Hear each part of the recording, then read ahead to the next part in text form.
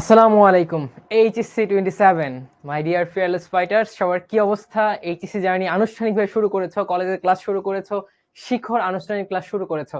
সবার কেমন লাগছে? কলেজ লাইফটা কেমন মনে হচ্ছে? শুরুটা কেমন হয়েছে বা কেমন যাবে? তোমার যে চিত্রকল্পে একটা ছবি আঁকা ছিল এই কলেজ লাইফ নিয়ে, সেই ছবির সাথে মিলতেছে নাকি প্রেশার ফিল করছো? কোন জায়গায় প্রেশার ফিল করছো সেটা ভাইকে জানাবে অবশ্যই। ওয়ালাইকুম আসসালাম ভাই, ভালো আছি। মারুফ, লুয়াবা, নাসরিন, জান্নাত, তাশরিফা, তৃষা, সাদিকা, সুমাইয়া, ভালো আছি আলহামদুলিল্লাহ, ভালো আছি। ওয়ালাইকুম আসসালাম। ওয়ালাইকুম আসসালাম। তোমরা কেমন আছো বলো? কলেজ লাইফ কেমন লাগছে? আই ফিল প্রেশারাইজড, হ্যাঁ এটা হয়। শোনো, এটা হচ্ছে সাইকোলজিক্যাল জিনিস যে ভাইয়া কলেজে উঠে গেছি, কলেজ নাকি কি একটা বড় জিনিস, কত কত নাকি পড়া। এটা একটা সাইকোলজিক্যাল বিষয়। বাট তুমি আজকে থেকে বলবা college life easy, HSC life easy. আমি এইচএসসি লাইফে বিজয়ী হব ইনশাল্লাহ। আমি বায়োলজিকে বিজয় করব, আমি কেমিস্ট্রিকে বিজয় করব, ঠিক আছে, আমি ফিজিক্সকে জয় করব। এই কথাটা লিখতে হবে, বলতে হবে, ঠিক আছে? তাহলে দেখবা প্রেশারটা কম ফিল হবে। যত বলবা পজিটিভ জিনিস, তত পজিটিভ ভাইব মনের মধ্যে আসবে। আল্লাহ তাআলা পজিটিভিটি পছন্দ করেন, তিনি হতাশ হওয়াকে কখনো পছন্দ করেন না। বুঝছো? ওকে। ওয়ালাইকুম আসসালাম। ওয়ালাইকুম আসসালাম। ভাই ভালো আছে, ভাই ভালো আছে, তাই না? তো আমরা কি বলবো? আমরা সবসময় পজিটিভ কথা বলবো, পজিটিভ ভাবে থাকার চেষ্টা করব যে ভাইয়া আমরা পারবো ইনশাল্লাহ, ঠিক আছে, আমরা পারবো। ভাই আপনাকে ভালো লাগে? হ্যাঁ, আমারও শিক্ষক সকল স্টুডেন্টকে ভালো লাগে। এই জন্য দেখো না, ক্লাসে আসলে আমি আলাদা একটা উজ্জীবিত হয়ে যাই। আমার যত টেনশন থাকুক, প্রেশার থাকুক, নিজের পড়াশোনার প্রেশার থাকুক, আমি চেষ্টা করি ক্লাসের দরজার বাহিরে সেগুলা রেখে এসে এখানে জলি ভাবে নিজেকে উপস্থাপন করা, একটা কনফিডেন্ট ওয়েতে তোমাদের সামনে আসা, এবং নিজের সেরাটুকু দিয়ে তোমাদের সেরাটুকু যাতে তোমরা বের করে নিতে পারো নিজের থেকে, সেই ব্যবস্থা করা, সেইভাবে পড়ানো। বুঝছো? এটা আমার টার্গেট থাকে সবসময়।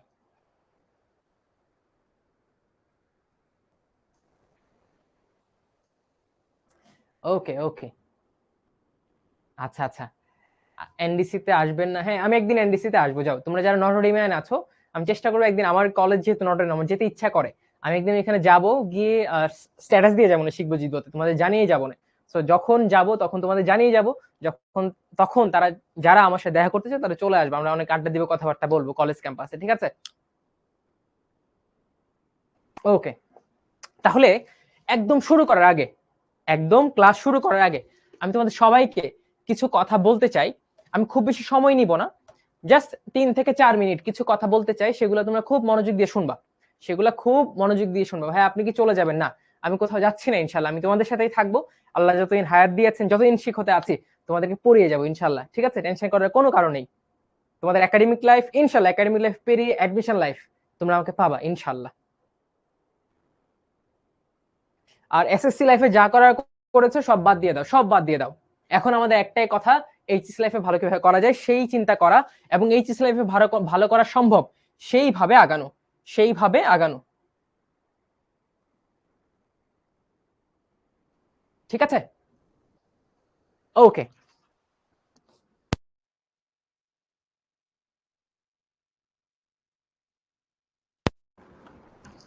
ওকে। তাহলে আসো, ভাইয়ের কিছু কথা শুনে নাও, ভাইয়ের কিছু কথা। হ্যাঁ, আমরা ডিএমসি এ যাবো, আমরা বুয়েটে যারা চান্স পেতে চাই বুয়েটে যাবো ইনশাল্লাহ, ঢাকা ইউনিভার্সিটি যাবো, সকলেই সকলের মনে ইচ্ছা পূরণ করব। বাট এই জন্য কিছু পূর্ব শর্ত আছে, কিছু টেকনিক আছে, যেগুলো কিছু মেন্টাল টেকনিক, কিছু কি টেকনিক, স্ট্র্যাটেজিক টেকনিক। দুইটা দিকে আমাদের একদম ফোকাস রইতে হবে। আমরা যেন ভয় পাবো না, ঠিক একইভাবে পড়াশোনায় ডিসিপ্লিনতে আগানোর ক্ষেত্রে কোনো ত্রুটি রাখবো না, ঠিক আছে? এবং ইতিমধ্যেই তোমরা আমার একটা ভিডিও দেখেছো কিনা, যে আমি যে ভিডিওতে প্রথম সেই ভিডিওটা দেখাই, সেই ভিডিওটা দেখাই, এই ভিডিওটা সবাই দেখবা। এই ভিডিওটা দেখে নিজের কি করা উচিত সেটা সবাই আইডেন্টিফাই করে নিবা। ওটা ক্লাসের শেষে দেখাবো, সেটা ক্লাসের শেষে দেখাবো। আচ্ছা, তো আমি এখন কমেন্ট অফ করে দিচ্ছি। কমেন্ট অফ করে দিয়ে ভাইয়া কিছু কথাবার্তা বলবো, সেই কথাগুলা সবাই মনোযোগ দিয়ে শুনবা এবং পারলে খাতায় লিখে রাখবা, ঠিক আছে? সো মাই ডিয়ার স্টুডেন্টস, মন খারাপ করো না, আমি এখন সবার কমেন্ট অফ করে দিচ্ছি। তোমরা ভাইয়ার কথা শুনবা, চেষ্টা করবা ভাইয়ার ক্লাসের সাথে সাথে থাকার, এবং দেখবা তোমার মনে যত অজানা প্রশ্ন আছে সবকিছুর উত্তর তুমি আস্তে আস্তে ভাইয়ার কথার দ্বারা পেয়ে যাবা। কোনো টেনশন নাই, কোনো কিছু প্রবলেম নাই। আমি কমেন্ট অফ করে দিচ্ছি। ওকে।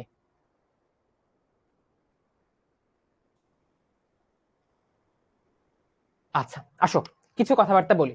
প্রথমত, আমি চাই সবাই একটা ডিপ ব্রেথ নাও, গভীর নিঃশ্বাস নাও এবং সবাই নিজ থেকে জোরে জোরে বলো, ইনশাল্লাহ কলেজ লাইফে আমি সেরা হব, আমি বায়োলজিকে জয় করব এবং এইচএসসি লাইফকে জয় করব। এই কথাটা সবাই একদম মনটা ফ্রেশ করে, যাই কনফিউশন থাকুক না কেন সবকিছু বাদ দিয়ে এই কথাটা বলো যে আমি এইচএসসি লাইফকে জয় করব ইনশাল্লাহ, আমি বায়োলজিকে জয় করব ইনশাল্লাহ, আমি ভয় পাবো না, আমি ফিয়ারলেসলি পড়বো। সো এই কথাটা সবাই খাতার উপর লিখো যে আমি ফিয়ারলেসলি কলেজ লাইফ বা এইচএসসি লাইফকে জয় করব, আমি বায়োলজিকে জয় করব। এই কথাটা লিখে রাখো, প্রতিদিন উঠে তুমি সেই কথাটা বলবা এবং আল্লাহর নাম নিয়ে পড়াশোনা শুরু করবা। ট্রাস্ট মি, এই কথাগুলা বলার মাধ্যমে প্রতিদিন আল্লাহর প্রতি বিশ্বাস রেখে, নিজের প্রতি আত্মবিশ্বাস রেখে বলার মাধ্যমে তুমি দেখবা তোমার ভয়টা কেটে গেছে। আর যেদিন থেকে তোমার ভয়টা কেটে যাবে, তুমি আত্মবিশ্বাসী হবা, সেই দিন থেকে বুঝবা পড়াশোনাটা ইজি এবং পড়াশোনাটা তোমার দ্বারা সম্ভব, তুমি পড়াশোনাকে কাবু করতে পারছো। পড়াশোনার ভয়ে তুমি ইনডিসিপ্লিন হয়ে যাবে না, পড়াশোনার ভয়ে তুমি ডিপ্রেশনে পড়ে যাবে না, এই জিনিসটা তুমি বুঝতে পারবা। তো আমার কাছে সব থেকে ইম্পর্টেন্ট তোমাদের মানসিক স্বাস্থ্য, এবং চাই তোমরা সেটা খুব ভালোভাবে অর্জন করো, কনফিডেন্সের সাথে তুমি পড়ালেখা করে যাও। তো সবাই এই কথা দুইটা লেখো, ইনশাআল্লাহ আমরা ফিয়ারলেসলি কলেজ লাইফকে জয় করব এবং বায়োলজিকে জয় করব। এই কথাটা সবাই লিখো এবং সবাই প্রতিদিন এই কথাটা নিজেকে মনে করায় দিবা। লিখছো কিনা আমাকে জানাও, লিখছো কিনা আমাকে জানাও। অনেকে বলছো ভাইয়া ফিয়ারলেস মেথড মানে কি? আমি বিশ্বাস করি যে ভয় পেলে আমাদের মস্তিষ্কের কর্মক্ষমতা কমে যায়। ভয় পেলে আমি স্বাভাবিকভাবে যে কাজটা করতে পারি সেই কাজটাও করতে পারি না। যেমন বাংলাদেশ ক্রিকেট টিম, ওরা কি বড় বড় ম্যাচে ভয় পায়, ভয় পাওয়ার কারণে ওরা অ্যাকচুয়ালি কোনোদিন ভালো পারফরমেন্স করতে পারে না, নিজের যে পটেনশিয়ালিটি আছে সেটাও মিট আপ করতে পারে না, টেন্টেটিভ শর্ট খেলে ক্যাচ হয়ে আউট হয়ে যায়, বল ভালো করতে পারে না, যে ব্যাটসম্যান আমার ছক্কা মেরে দিবে, আউট মানে আউটসাইড দ্য লাইন বল করে, লেন্থ ঠিক রাখতে পারে না, ব্যাটসম্যানরা টোটালি হিট করতে পারে না, যে ঠিক আছে আমি যদি আউট হয়ে যাই, এই ভয়ে তারা নিজের ন্যাচারাল খেলাটা খেলতে পারে না।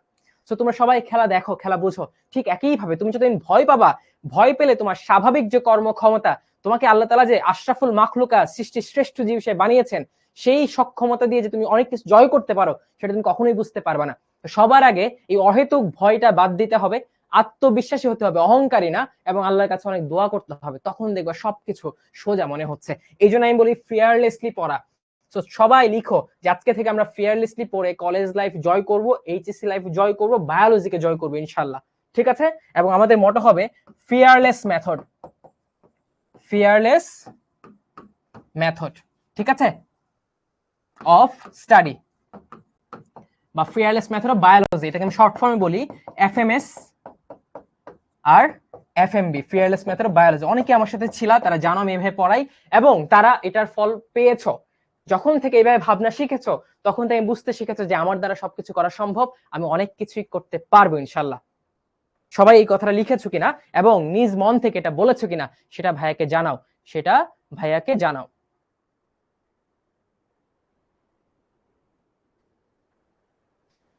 সবাই লিখছো একদম? সবাই ইনশাল্লাহ ইনশাল্লাহ বলো তো, আমি পজিটিভ কিছু দেখি যে সবাই ভালো করে পড়তেছো।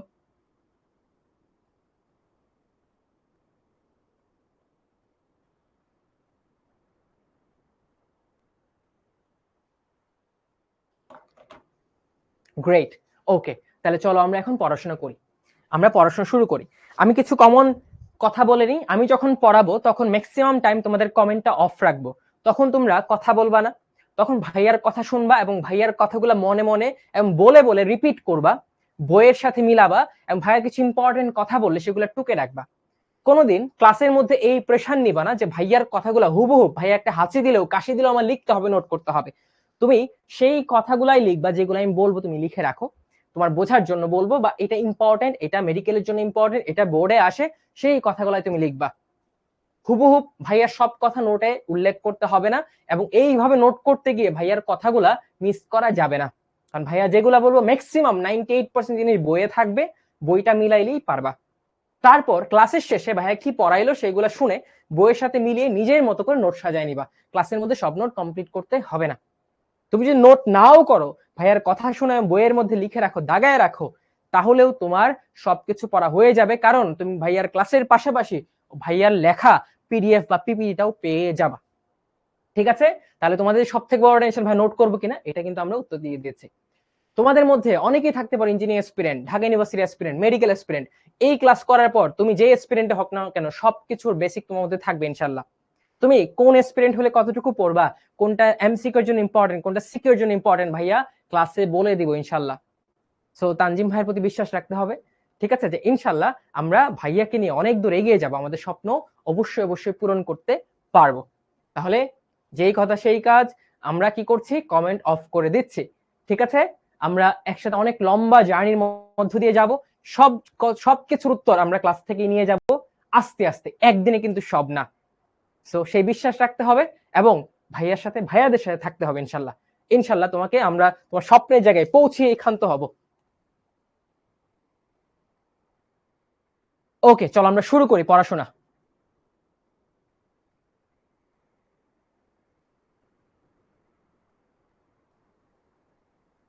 আসো, লেটস স্টার্ট।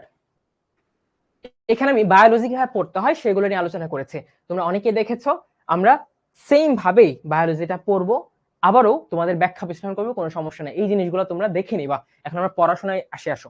আজকে আমরা কোষ এর গঠন এর প্রথম লেকচার পড়বো, বোটানির প্রথম লেকচার। তো একটা চ্যাপ্টার পড়ার আগে আমি সবসময় বলে নিই এই চ্যাপ্টারটা কেন ইম্পর্টেন্ট।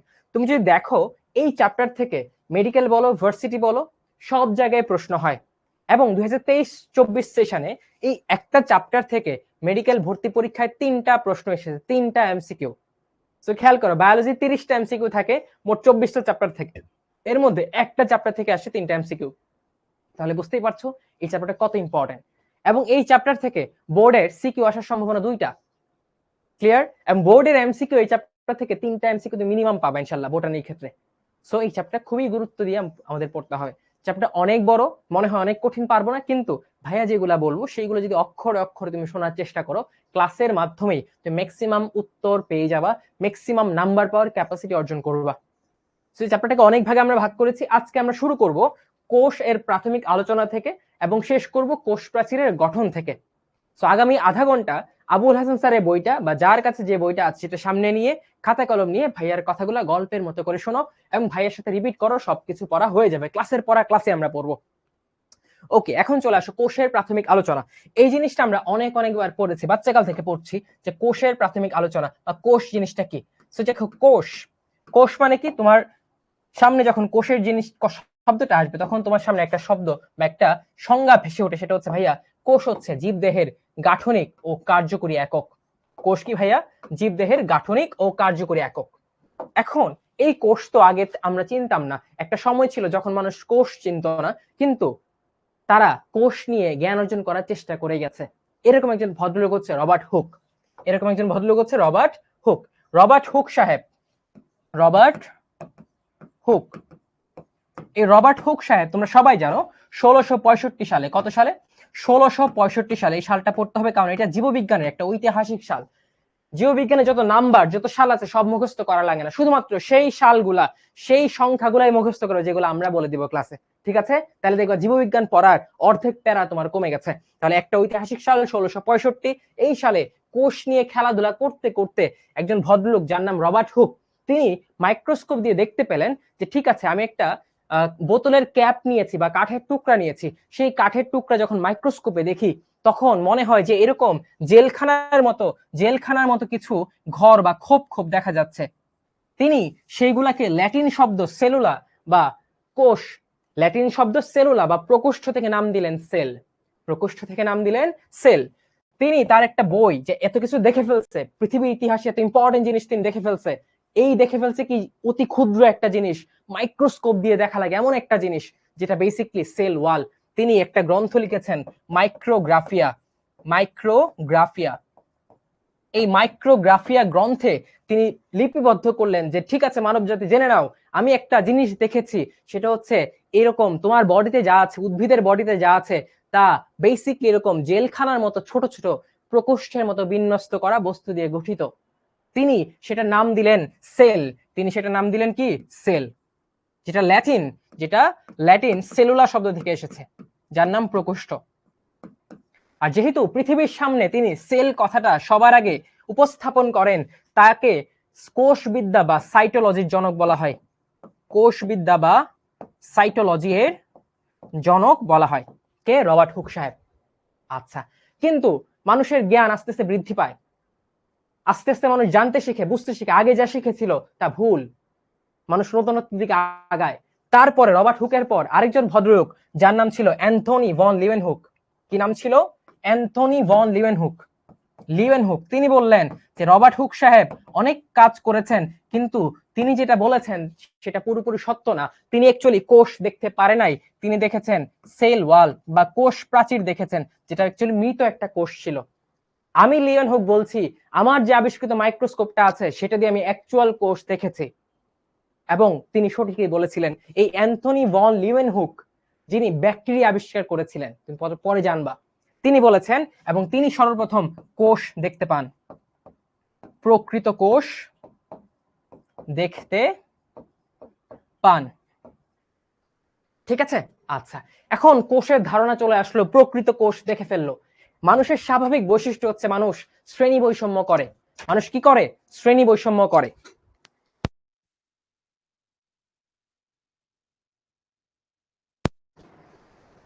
তো যেটা বলছিলাম, মানুষের স্বভাব কি জানো? মানুষ শ্রেণী বৈষম্য করে, সে বড় ছোট ক্লাসিফাই করতে আনন্দ পায়। তো তারাও তো মানুষ ছিল, তারা এর ব্যতিক্রম ছিল না। তারাও এখন বুঝতেছে ঠিক আছে কোষ দেখলাম, এখন দেখি সব থেকে বড় কোষ কোনটা, সব থেকে ছোট কোষ কোনটা, সব থেকে লম্বা কোনটা, এভাবে ক্লাসিফাই করি।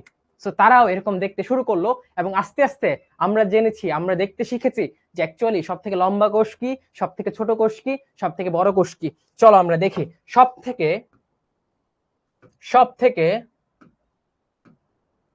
বড় কোষ, একটা পাখি যেটা উঠতে পারে না, উট পাখি। কি ভাইয়া? উট পাখির ডিম। ডিম কিন্তু একটা কোষ, বুঝছো? ডিম হচ্ছে একটা কোষ। এই উট পাখির ডিম হচ্ছে সব থেকে বড় কোষ। তারা আরো আবিষ্কার করলো সব থেকে ক্ষুদ্র কোষ। সব থেকে ক্ষুদ্র কোষ, যার নাম হচ্ছে তোমার, নাম লিখে রাখো, মাইকোপ্লাজমা। কি ভাইয়া? মাইকোপ্লাজমা, যার অপর নাম PPLO। এই যে পুকি, পুকি মানে ছোট, হ্যাঁ, সো PPLO এটা হচ্ছে সব থেকে ক্ষুদ্র কোষ, মাইকোপ্লাজমা বা PPLO, যেটা অপর নাম হচ্ছে প্লুরো নিউমোনিয়া লাইক অর্গানিজম। ঠিক আছে, প্লুরো নিউমোনিয়া লাইক অর্গানিজম, PPLO সব থেকে ক্ষুদ্র কোষ। তারপর তারা বললো সব থেকে লম্বা কোষ কোনটা? সব থেকে লম্বা কোষ, সব থেকে লম্বা কোষ, তারা বললো সব থেকে লম্বা কোষ হচ্ছে মানুষের ওই যে স্নায়ু কোষের একক কি ভাইয়া? স্নায়ু কোষ, স্নায়ুতন্ত্রের একক নিউরন, মানুষের মোটর নিউরন। এখন বলতে পারো ভাইয়া নিউরন তো পড়ছি, এই মোটর নিউরন কি? এই মোটর বা মেশিন কোত্থেকে আসলো? মাথায় রাখবা নিউরন অনেক ধরনের হয়, বেসিকলি 3 ধরনের হয়। একটা নিউরন হচ্ছে, এখানে তোমাকে যদি চিমটি দেয়, মশা কামড় দেয়, তোমার বন্ধু যদি পেছন থেকে গুতা দেয় তোমাকে, তুমি বুঝতে পারো তোমার গুতা লাগছে, ব্যথা লাগছে। এই নিউরনটা কি করে? একটা সেন্স বা একটা অনুভূতি বহন করে, এটা হচ্ছে সেন্সরি নিউরন। আরেকটা, তোমাকে গুতা দিছে বন্ধু পেছন থেকে, কেন? তুমি যাতে তার দিকে তাকাও, তাকে যদি একটা প্রশ্ন বলে দাও, এই যে মস্তিষ্ক থেকে একটা আজ্ঞা আসে যে তোমার বন্ধু গুতা দিছে, ওর দিকে তাকাও তুমি, বা মশা কামড় দিছে, ওরা মারো। এই যে একটা কমান্ড বা আদেশ আসে মস্তিষ্ক থেকে, সেই আদেশটা যে নিউরন বহন করে সেটা হচ্ছে মোটর বা আজ্ঞাবাহী নিউরন, সেটা হচ্ছে আজ্ঞাবাহী নিউরন। আর কিছু নিউরন আছে যারা 2 ধরনের কাজ করে, সিগন্যাল পাঠায়ও আদেশও পাঠায়, তাদের বলা হয় মিশ্র নিউরন। ঠিক আছে, তাদেরকে বলা হয় মিশ্র নিউরন, বুঝছো? আচ্ছা, সো মোটর নিউরন হচ্ছে সব থেকে লম্বা কোষ। তারা বললো ঠিক আছে আমরা তো সকল জীব জগতের সব থেকে ক্ষুদ্র কোষ কোনটা দেখলাম, মাইক্রোপ্লাজমা, কিন্তু মানুষ তো স্পেশাল, আশরাফুল মাখলুকাত, তাহলে দেখি মানুষের সব থেকে ক্ষুদ্র কোষ কোনটা। তারা বলল মানব দেহের সবচেয়ে ক্ষুদ্র কোষ, মানব দেহের সবচেয়ে ক্ষুদ্র কোষ, মানব দেহের সবচেয়ে ক্ষুদ্র কোষ, মানব দেহের সব থেকে ক্ষুদ্র কোষ হচ্ছে, এটা নিয়ে অনেক মতবাদ আছে। এক বইয়ে বলা অনুচক্রিকা, আরেক বইয়ে বলা শুক্রাণু। উত্তর সঠিক হচ্ছে শুক্রাণু হচ্ছে সব থেকে ক্ষুদ্র কোষ, কিন্তু তোমরা এই বইয়ে দেখবে দেওয়া আছে অনুচক্রিকা। সো কোনটা ভাইয়া? শুক্রাণু। শুক্রাণু হচ্ছে সব থেকে ক্ষুদ্র কোষ, এবং শুক্রাণু যদি অপশনে না থাকে তখন বুঝবা এটার উত্তর হচ্ছে অনুচক্রিকা। শুক্রাণু হচ্ছে কারেক্ট আনসার। এছাড়াও অপশনে যদি শুক্রাণু না থাকে তখন হচ্ছে লোহিত রক্তকণিকা পড়েছো, সর্ব ক্ষুদ্রতম রক্তকণিকা অনুচক্রিকা, যেটা রক্ত সঞ্চালনে হেল্প করে, সেটা হচ্ছে ক্ষুদ্রতম কোষ হবে। তাহলে কি ভাইয়া? মানব দেহের সব থেকে ক্ষুদ্র কোষ শুক্রাণু, যেটা একটা জনন কোষ। শুক্রাণু অপশনে না থাকলে আমরা কি দিব? অনুচক্রিকা দিব। কি দিব? অনুচক্রিকা দিব। বাট তোমাদের জ্ঞাতার্থে বলে রাখি, আলটিমেটলি অনুচক্রিকা কোনো কোষ নয়। আমরা জানি রক্তের কণিকাগুলোকে স্বাভাবিক কোষ বলা হয় না, কারণ কোষ হতে হলে তাদের যে বৈশিষ্ট্য থাকা উচিত সেগুলা তাদের মধ্যে থাকে না, বুঝছো? সেগুলা তাদের মধ্যে থাকে না, বুঝছো মাই ডিয়ার স্টুডেন্টস? ওকে, মেডিকেলে ফার্স্ট হতে চাই তাহলে কি করব? মেডিকেলে ফার্স্ট হতে চাইলে প্রত্যেকটা দিন মেডিকেলের প্রিপারেশন নিয়ে পড়তে হবে। আর প্রত্যেকটা দিন মেডিকেলের প্রিপারেশন মানে প্রত্যেকটা ক্লাস ভালো করে করা, প্রত্যেকটা কথা ভালো করে শোনা। যারা ঢাকা মেডিকেলে পড়ে বা যারা মেডিকেলে পড়ে তাদের প্রত্যেকটা কথা শোনার চেষ্টা করা। অর্থাৎ তুমি তো ভালো জায়গায় আছো, এই যে ভাইয়া ঢাকা মেডিকেল কলেজ থেকে পড়েছে, ভাইয়ার জীবনে এক্সপিরিয়েন্স তোমাকে বলবো, সেই এক্সপিরিয়েন্স থেকে তুমি শিক্ষা নিবে এবং সে অনুযায়ী এক্সিকিউট করবে। ওকে, সো কোষ নিয়ে এত কিছু হইলো, কোষ নিয়ে এত কিছু হইলো, কিন্তু এত কিছু হওয়ার পরেও কেউ অ্যাকচুয়ালি কোষের সুন্দর একটা সংজ্ঞা দিতে পারে নাই, কেউ অ্যাকচুয়ালি কোষের একটা সুন্দর সংজ্ঞা দিতে পারে নাই। এখন মিশন হলো কোষের সংজ্ঞা দেওয়া, কোষ বেসিক্যালি কি। এখন আমি জানি সবার কানে বেজে উঠে যে কোষ হচ্ছে জীবদেহের গাঠনিক ও কার্যকরী একক, এটাই কোষের সংজ্ঞা। কিন্তু তুমি আমি যত সহজভাবে বলছি এই সংজ্ঞাটা তত সহজভাবে আসে নাই, এর জন্য অনেক অনেক কষ্ট করতে হয়েছে। এই কষ্ট করতে গিয়ে তারা আবিষ্কার করেছেন কোষ তত্ত্ব। কি আবিষ্কার করেছেন? কোষ তত্ত্ব। তত্ত্ব মানে কি বলতো? আলোচনা, জ্ঞান, বিজ্ঞান। আর কোষ তত্ত্ব মানে কি? কোষ নিয়ে যাবতীয় যে আলোচনা সেটা হচ্ছে কোষ তত্ত্ব, সেটা হচ্ছে কি? কোষ তত্ত্ব ভাইয়া। এখন চলে আসো ভাইয়া, কোষ তত্ত্ব কে দিয়েছেন? কোষ তত্ত্ব কে দিয়েছেন? কোষ তত্ত্ব দিয়েছেন তিনজন ভদ্রলোক, নামগুলা লিখে রাখো। তিনজন ভদ্রলোক কোষ তত্ত্ব দিয়েছেন, ঠিক আছে? কে মনে রাখবা? এস ভি, আমাদের সৌরভ ভাইয়ের নাম দিয়ে মনে রাখবা, এস ভি। এস দিয়ে কি জানো? স্লেইডেন, ঠিক আছে? স্লেইডেন, দন্তস্ব দিয়ে স্লেইডেন, স্লেইডেন। আর এস দিয়ে দন্তস্ব সোয়ান, ঠিক আছে? আর ভি দিয়ে হচ্ছে ভার্চু। সো বায়োলজি পড়ার সময় অনেক সময় আমরা শর্টকাট বা নেমোনিকের হেল্প নিব। সো আজকের নেমোনিক হচ্ছে এসভি। কোষতত্ত্ব কারা দিয়েছেন? স্লেইডেন, সোয়ান এবং ভার্চু। তারা কি বলেছেন? তারা কয়েকটা কথা বলেছেন কোষ নিয়ে, যে কোষ এই হবে, কোষ সেই হবে, ঠিক আছে? কি কি কথা বলেছেন তারা? My dear student, sorry.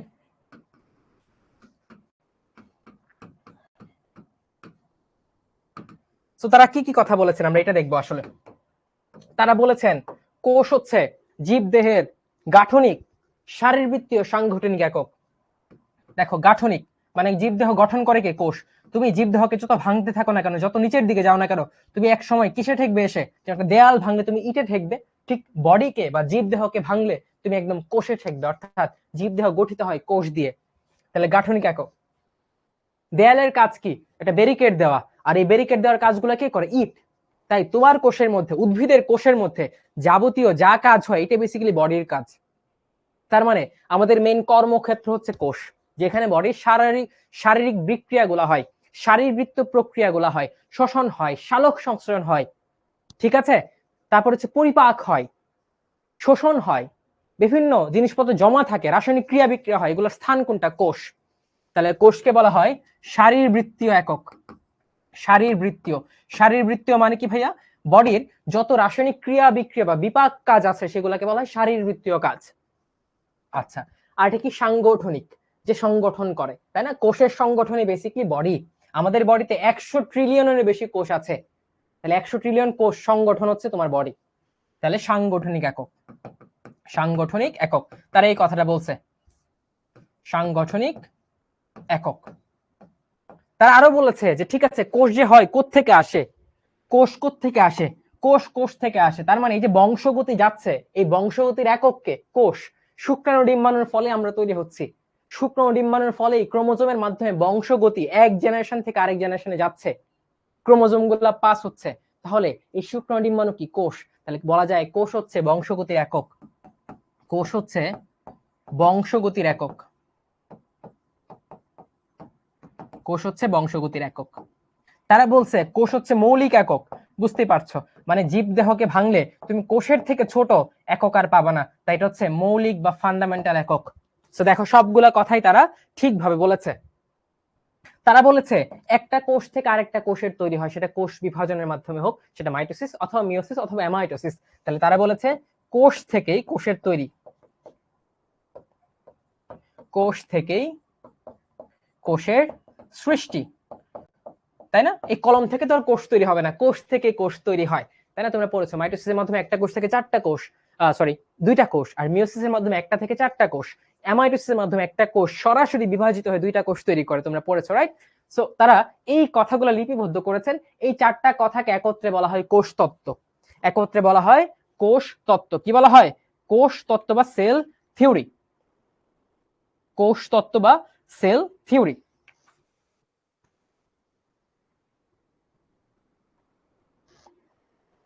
বুঝছো?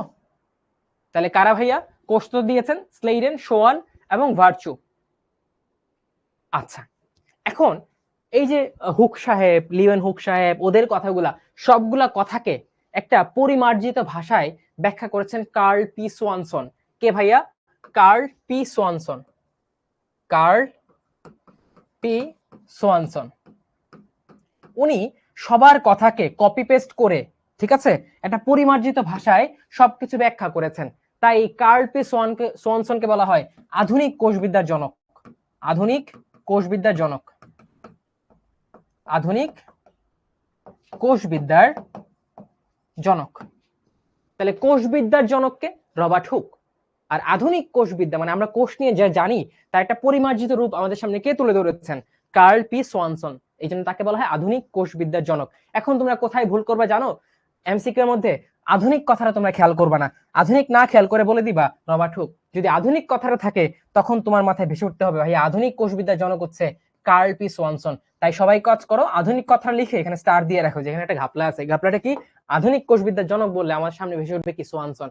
আর যদি হলে কোষ তত্ত্ব কারা দিয়েছেন, আমি এসবি দিয়ে মনে রাখবো, স্লেইডেন, শোয়ান এবং ভার্চু। স্লেইডেন, শোয়ান এবং ভার্চু। যদি বলা হয় কোষকে আবিষ্কার করেন রবার্ট হুক, আর প্রকৃত কোষকে দেখেন লিওয়েন সাহেব। লিওয়েন সাহেব লিভিং সেল দেখছে, এই যে লিওয়েন হুক সাহেব এল আছে না, এলতে হচ্ছে লিভিং কোষ বা জীবিত কোষ দেখছে, লিভিং সেল। আর রবার্ট হুক সাহেব কি দেখছে?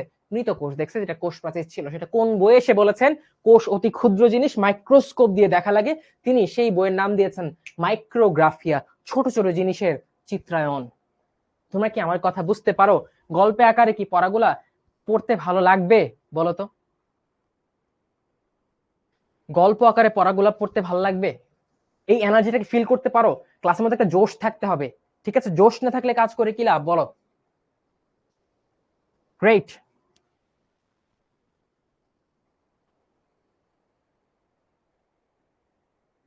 পোল দিব মাই ডিয়ার স্টুডেন্টস, আগে তো পড়ে নেই, তারপর না পোল। নির্বাচনের প্রস্তুতি আছে না? প্রস্তুতি না নির্বাচন করা যায়? আগে আমাদের প্রস্তুতি নিতে হবে, তারপর নির্বাচন। পোল দিব, কোনো সমস্যা নাই। ভাইয়া কোষ, এখন তোমরা বলো ভাইয়া কোষের তো অনেকগুলো সংজ্ঞা দেওয়া বইয়ে, কোনটা আছে? তুমি জাস্ট কোষ হচ্ছে জীবদেহের গাঠনিক কার্যকরী একক, এই সংজ্ঞাটা দিতে পারো, অথবা এই সংজ্ঞাটা দিতে পারো। যেই সংজ্ঞাটা দাও কোনো সমস্যা নাই, যে কোনো একটা দিলেই হবে, যে কোনো একটা দিলেই হবে, ঠিক আছে? ওকে, তাহলে এখন কোষের সংজ্ঞাটা পারফেক্টলি কি দিবা আমি বলে দিই তোমাদের। তোমরা কোষের সংজ্ঞা দিবা, কোষ হচ্ছে বৈষম্যভেদ্য, এটা লিখে রাখো সবাই, বৈষম্যভেদ্য ঝিল্লি দ্বারা আবৃত স্বপ্রজননক্ষম, অর্থাৎ নিজের কোষ আরেকটা কোষ তৈরি করতে পারে নিজের বংশগতি বজায় রাখার জন্য। আর কি একটা কোষ ঝিল্লি দ্বারা আবৃত থাকে, তোমরা পড়েছো, যেটা হচ্ছে বৈষম্য ভেদ্য বা সেমি পারমিয়েবল। সো বৈষম্য ভেদ্য ঝিল্লি দ্বারা আবৃত স্বপ্রজননক্ষম জীবদেহের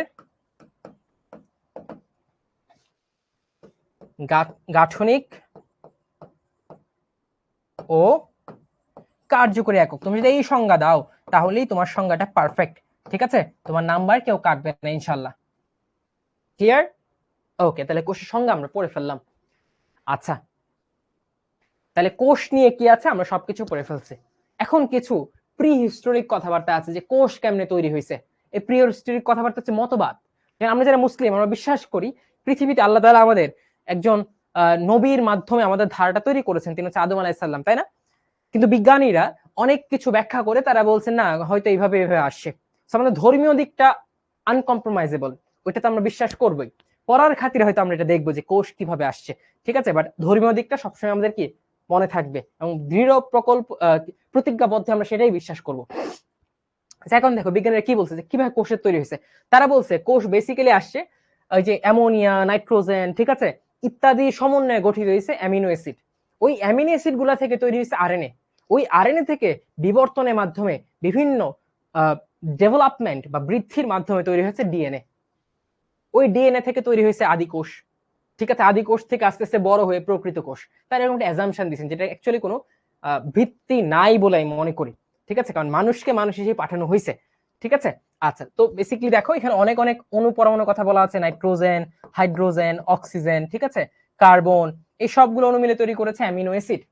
বা এর আগে তৈরি হয় অ্যামোনিয়া, অ্যামোনিয়া থেকে তৈরি হয় অ্যামিনো অ্যাসিড, অ্যামিনো অ্যাসিড থেকে তৈরি হয় আরএনএ, আরএনএ থেকে তৈরি হয় আদি কোষ, আদি কোষগুলো ডেভেলপড হয়ে আস্তে আস্তে তৈরি করেছে ডিএনএ, এবং ডিএনএ তারপর প্রকৃত কোষ বা ইউক্যারিওটিক সেলে রূপান্তরিত হয়েছে, ঠিক আছে। এগুলো জাস্ট একবার পড়ে নিবা, তেমন কিছু না। এইগুলা দেখো আমরা সবকিছু পড়ে ফেলেছি, কে কি করেছেন না করেছেন। এই যে এতগুলা কথাবার্তা বলা আছে, তুমি এতগুলা কথাবার্তা এত নাম পড়ার দরকার নাই, কে কি বলছে দরকার নাই, ঠিক আছে। বলবা যে তানজিম ভাই বলছে এটা পড়ার দরকার নাই, দরকার নাই, আমি পড়বো না, ঠিক আছে, ওকে, বাদ দিতে হবে। এখন এই যে মিলার উরের পরীক্ষা, তারা একটা পরীক্ষা করছে, যে পরীক্ষার মাধ্যমে তারা দেখাইছে আচ্ছা এইরকম এরকম জিনিস দিয়ে তৈরি হয়েছে কোষ। আমরা নামটা মনে রাখবো জাস্ট, মিলার উরের পরীক্ষা, ঠিক আছে, যেখানে বলা হয়েছে কিভাবে নাইট্রোজেন, হাইড্রোজেন, অক্সিজেন মিলে তৈরি হয়েছে অ্যামোনিয়া, অ্যামোনিয়া থেকে অ্যামিনো অ্যাসিড, তার থেকে আরএনএ, তার থেকে ডিএনএ এটসেট্রা। জাস্ট নামটা পড়বে, ভেতরে তেমন কিছু দরকার নেই আমাদের। এখন একটা কথা, সেটা হচ্ছে এন্ডোসিম্বায়োসিস। এই শব্দটা আমরা ব্যাখ্যা করে পড়বো। এই শব্দটা কি ব্যাখ্যা করে পড়বো, আসো। বায়োলজিতে শব্দ ব্যাখ্যা খুবই ইম্পর্টেন্ট, শব্দ ব্যাখ্যা খুবই ইম্পর্টেন্ট, ঠিক আছে। খেয়াল করো, এন্ডো সিম্বায়োসিস, আমি দুইটা কথা আলাদা করে লিখলাম। এখন প্রত্যেকটা শব্দকে আমরা ভাঙবো। এই এন্ডো শব্দের অর্থ কি জানো? এন্ডো শব্দের অর্থ হচ্ছে ভিতরে, এন্ডো শব্দের অর্থ হচ্ছে ভেতরে। কিসের ভেতরে? কোষের ভেতরে, কোষের ভেতরে হচ্ছে এন্ডো। আর সিম্বায়োসিস তোমরা ওই এসএসসি থাকাকালীন একটা পড়ছো না, মিথস্ক্রিয়া ইন্টারঅ্যাকশন, পজিটিভ মিথস্ক্রিয়া এবং ঋণাত্মক মিথস্ক্রিয়া পড়ছো তো মনে হয়। এর মধ্যে তোমরা দেখেছো যখন দুইটা প্রজাতি একত্রে থাকে কিন্তু তারা কেউ কারো ক্ষতি করে না, বরঞ্চ একে অপরের উপকার করে, তখন তাদেরকে বলা হয় মিথজীবী বা সিম্বায়োটিক। যেই কি বলা হয়, মিথস্ক্রিয়াটা বলা সিম্বায়োটিকিজম বা সিম্বায়োজম, ঠিক আছে, মিথজীবিতা, সিম্বায়োসিস। এন্ডো মানে কোষের ভিতরে, আর সিম্বায়োসিস মানে মিথজীবিতা। তার মানে বলতে পারি এই শব্দটার মানে কি ভাই বলতো, কোষের ভেতরে যে মিথজীবিতা হবে সেটা হচ্ছে এন্ডোসিম্বায়োসিস। কোষের ভেতরে একটা মিথজীবিতা হবে সেটা হচ্ছে এন্ডোসিম্বায়োসিস। তার মানে কোষের ভেতর কেউ একজন আছে যে স্বাধীনভাবে থাকতে পারতো, কিন্তু তা না করে কোষের ভেতরে আসছে, সে উপকৃত হচ্ছে কোষ থেকে, কোষকেও উপকৃত করছে। এরকম দুইটা জিনিসের নাম তোমাকে পড়তে হবে। এই দুইটা জিনিস হচ্ছে, এক হচ্ছে তোমার মাইটোকন্ড্রিয়া, এক হচ্ছে মাইটোকন্ড্রিয়া, আরেক হচ্ছে তোমার প্লাস্টিড। কি ভাইয়া? প্লাস্টিড। এই দুইটা জিনিসের অসাধারণ কিছু ক্ষমতা আছে, তুমি জানলে অবাক হয়ে যাবে। কি ক্ষমতা জানো? এই মাইটোকন্ড্রিয়া দেখো, সে নিজের শক্তি নিজে উৎপাদন করতে পারে, সে নিজের শক্তি নিজে উৎপাদন করতে পারে। তার মানে আলটিমেটলি তার বেঁচে থাকার জন্য শক্তি দরকার, সেটা উৎপাদনে সে সক্ষম। শক্তির জন্য কারো উপর সে নির্ভর করতে হয় না। তার থেকেও আশ্চর্য ব্যাপার হচ্ছে ভাই, মাইটোকন্ড্রিয়ার নিজস্ব ডিএনএ আছে, নিজস্ব ডিএনএ আছে, যেটা বৃত্তাকার ডিএনএ। ডিএনএ থাকলে কি, ডিএনএ হচ্ছে মাস্টার মলিকিউল, প্রভু অণু, অর্থাৎ তাকে জীবন নির্বাহের জন্য যত নীল নকশা, যত প্ল্যানিং করা দরকার সবকিছু তার মধ্যে আল্লাহ তাআলা দিয়ে দিয়েছেন মাইটোকন্ড্রিয়াতে, কারণ তার ডিএনএ আছে। এবং শুধু তাই নয়, তার জীবনের ভাষার জন্য মানে প্রোটিন তৈরির জন্য দরকার রাইবোজোম। এই মাইটোকন্ড্রিয়ার রাইবোজোমও আছে। কি আছে বলতো? নিজস্ব রাইবোজোমও আছে, যেটা 70S রাইবোজোম। তার এত কিছু থাকা সত্ত্বেও সে কিন্তু স্বাধীন কোষ হিসেবে নাই, সে আমাদের কোষের ভেতরে আছে। তাহলে এই যে সে একটা স্বাধীন কোষ হিসেবে থাকতে পারতো কিন্তু নাই, কোথায় আছে? আমাদের কোষের ভেতরে আছে, থেকে কি করছে? কোষের শক্তি সাপ্লাই দিচ্ছে। তার মানে কোষকে উপকৃত করছে। আর বিনিময়ে কোষ তো এমনি এমনি থাকতে দিচ্ছে না, শক্তি নিচ্ছে। আর সে বলে আমি শক্তি দিয়েই যাবো, আমাকে কিছু দাও। সে কোষ থেকে কিছু একটা নেয়, সেটা কি? থাকার জায়গা, ঠিক আছে, একটু থাকার জায়গা নেই, ওই থাকার জায়গা সে নেয় আর কোষকে শক্তি দেয়। এই যে একে অপরের উপকার করছে, কোথায়? কোষের ভিতরে। এটা হচ্ছে এন্ডোসিম্বায়োসিস। আর কারা আছে? মাইটোকন্ড্রিয়া। এই প্লাস্টিড দেখো, সেও সেম ভাবে থাকতে পারে। সে কি করে জানো? খাদ্য তৈরি করে। খাদ্য তৈরি, কোষের রান্নাঘর হচ্ছে প্লাস্টিড, শক্তি রূপান্তরের অঙ্গাণু প্লাস্টিড, তাই না? আবার তারও ডিএনএ আছে, তারও রাইবোজোম আছে, অর্থাৎ সেও স্বাধীনভাবে থাকতে পারতো, কিন্তু থাকে না। সে উদ্ভিদ কোষের মধ্যে বলে আমি আছি, তোমাকে খাবার বানাতে হেল্প করব, তুমি শুধু আমাকে একটু থাকার জায়গা দিও, অর্থাৎ একে অপরকে আবার উপকৃত করছে। এটাও কি একটা সিম্বায়োসিস? কিসের মধ্যে? কোষের ভেতরে, তাই এন্ডোসিম্বায়োসিস। তার মানে এই মাইটোকন্ড্রিয়া এবং প্লাস্টিড যে আমাদের বডির ভেতরে আছে, এটাকে আমরা বলতে পারি এন্ডোসিম্বায়োসিস, কোষের ভিতরে মিথজীবিতা। আর কারা আছে? মাইটোকন্ড্রিয়া, প্লাস্টিড, ওদেরকে বলা হয় এন্ডোসিমবায়ন্ট, মানে যেটা সিম্বায়োসিস হিসেবে থাকে, যেটা সিম্বায়োসিস করে, তাদেরকে বলা হয় এন্ডোসিমবায়ন্ট। তাহলে মাইটোকন্ড্রিয়া, প্লাস্টিড কি ভাইয়া? এন্ডোসিমবায়ন্ট, ঠিক আছে? আর প্রক্রিয়াটার নাম কি? এন্ডোসিম্বায়োসিস। তোমাকে এইগুলা এখানে বলা হয়েছে, এই জিনিসগুলো এখানে বলা হয়েছে, ঠিক আছে? এখানে একটা কথা দেখবে বলা আছে অটোট্রফিক, তোমরা এগুলো জানো। অটোট্রফিক মানে কি? অটো মানে নিজ, ট্রফিক দেখো শব্দ ভেঙে আমরা পারবো। ট্রফি মানে হচ্ছে ট্রফি মানে এই কি বলে, এই ট্রফি না। ট্রফিক মানে কথা আসছে পুষ্টি থেকে, যারা নিজের পুষ্টি বা নিজের খাবার নিজেই তৈরি করতে পারে তাদেরকে বলে অটোট্রফিক। ওরা কারা? ওরা হচ্ছে প্লান্ট বা উদ্ভিদ। কেন পারে? ওই প্লাস্টিক যে আছে তার ভেতরে, এই জন্য পারে। তোমরা কি এন্ডোসিমবায়ন্ট কথাটা ভালো করে বুঝেছো মাই ডিয়ার স্টুডেন্টস? ভালো করে বুঝেছো?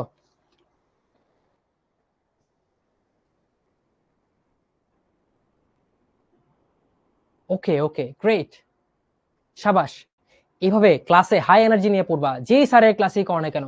আমাদের এনার্জি যাতে কমতি না থাকে।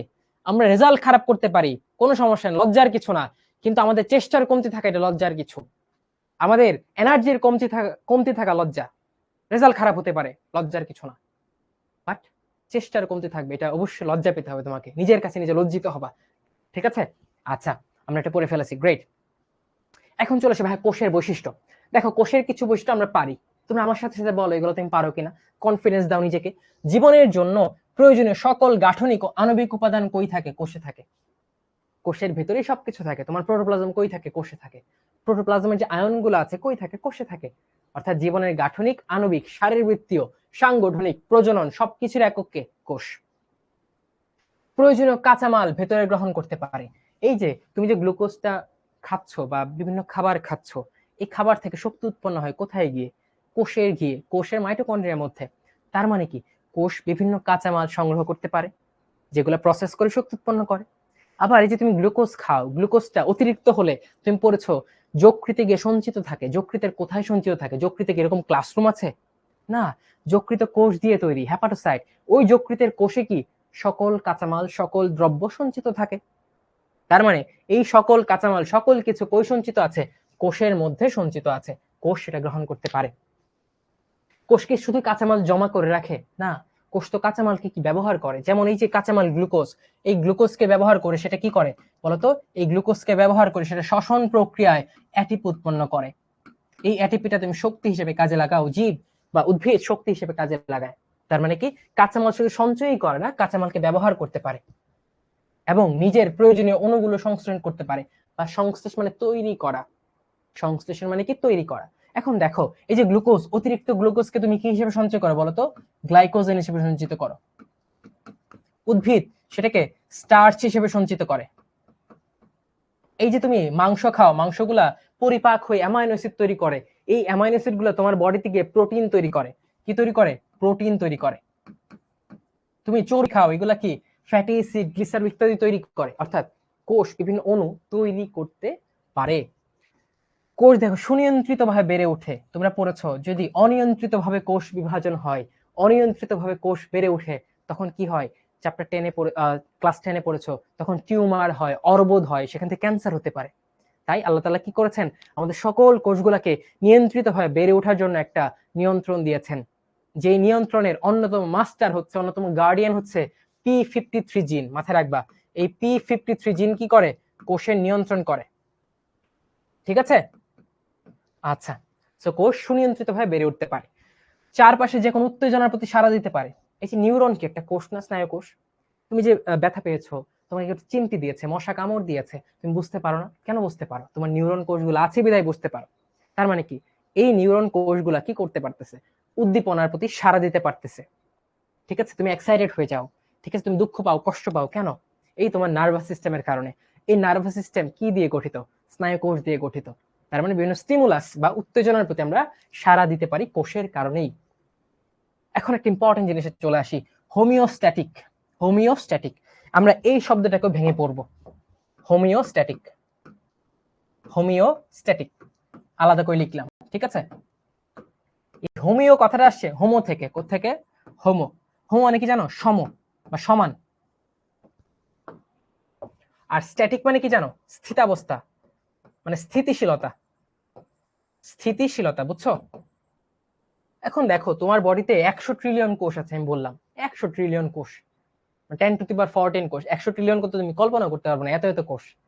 এখন এই 100 ট্রিলিয়ন কোষ যদি সবাই গ্রুপিং করে, ও বলে আমি ওর সাথে মিলবো না, ও যদি বলে আমি ওর সাথে মিলবো না, ও যেমন চাই করুক, আমার মাথা ব্যথাই না। অনেকটা চিন্তা করো, তোমার হাত বলতেছে একটা কাজ, তোমার পা করছে আরেকটা কাজ। তোমার হাত বলছে এটা তুমি নাও, তো পা অপোজিট দিকে যাচ্ছে। তোমার ফুসফুস বলতেছে আমি আজকে বন্ধ থাকবো, আজকে আমি রেস্ট নিবো, আজকে আমি শ্বাস প্রশ্বাস নিবো না। তোমার হার্ট বলতেছে আমি 2 ঘন্টা একটু বন্ধ থাকি, বিশ্রাম নেই, ফুসফুস যেমন চাই তা করুক।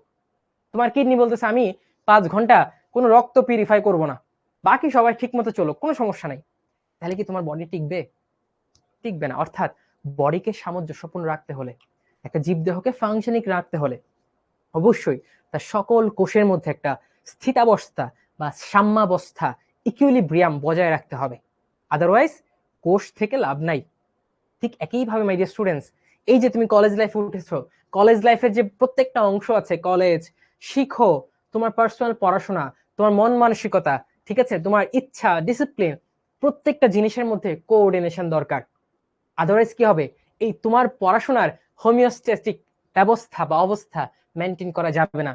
আর যখনই কোনো সাম্যাবস্থায় ঘাটতি হয়, সাম্যাবস্থা ব্রেচ হয়ে যায়, ব্রেকডাউন হয়ে যায়, তখনই অ্যাকচুয়ালি ক্যাওস বা বিশৃঙ্খলা সৃষ্টি হয়।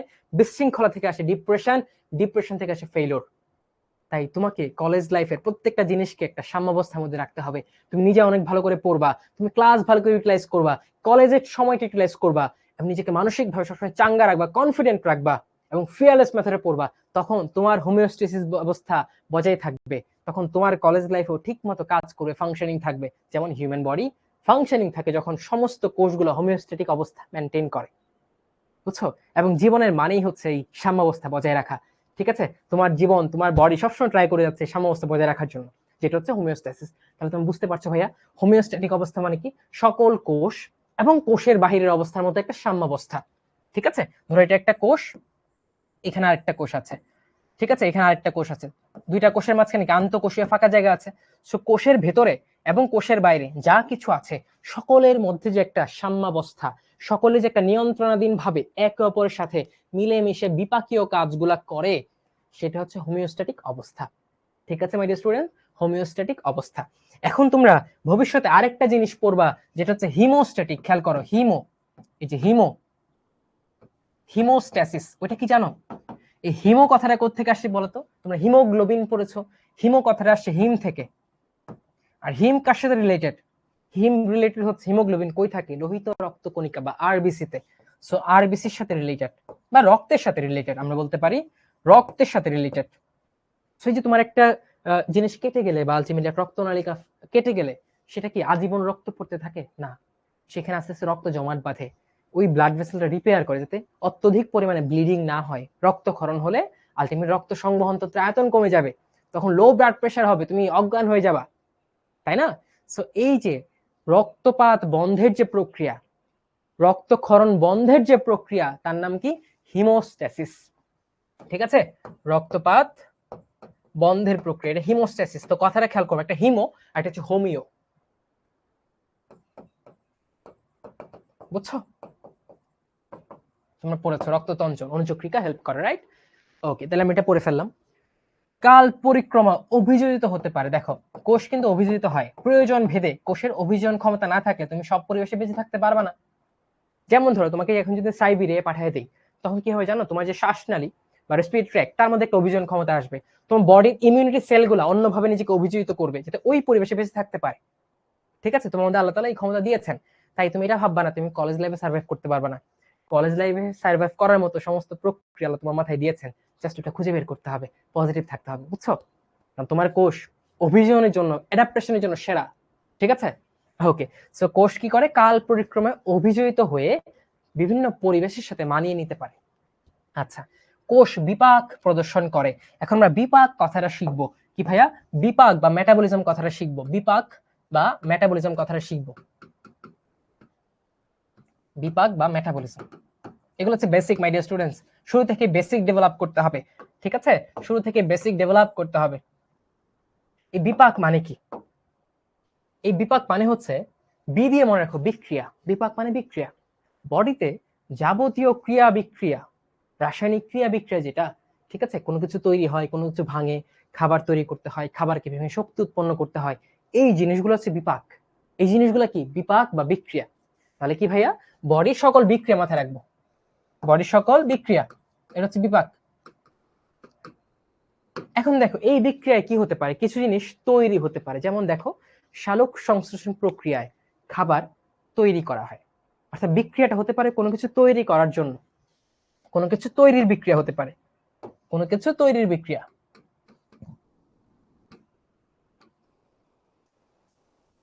কোনো কিছু তৈরি করার বিক্রিয়া। বিক্রিয়াটা হতে পারে যে খাবারটা নিলাম, গ্লুকোজটাকে ভাঙবো, ভেঙে কি শক্তি বানাবো, ঠিক আছে? কোনো কিছু ভাঙার বিক্রিয়া হতে পারে।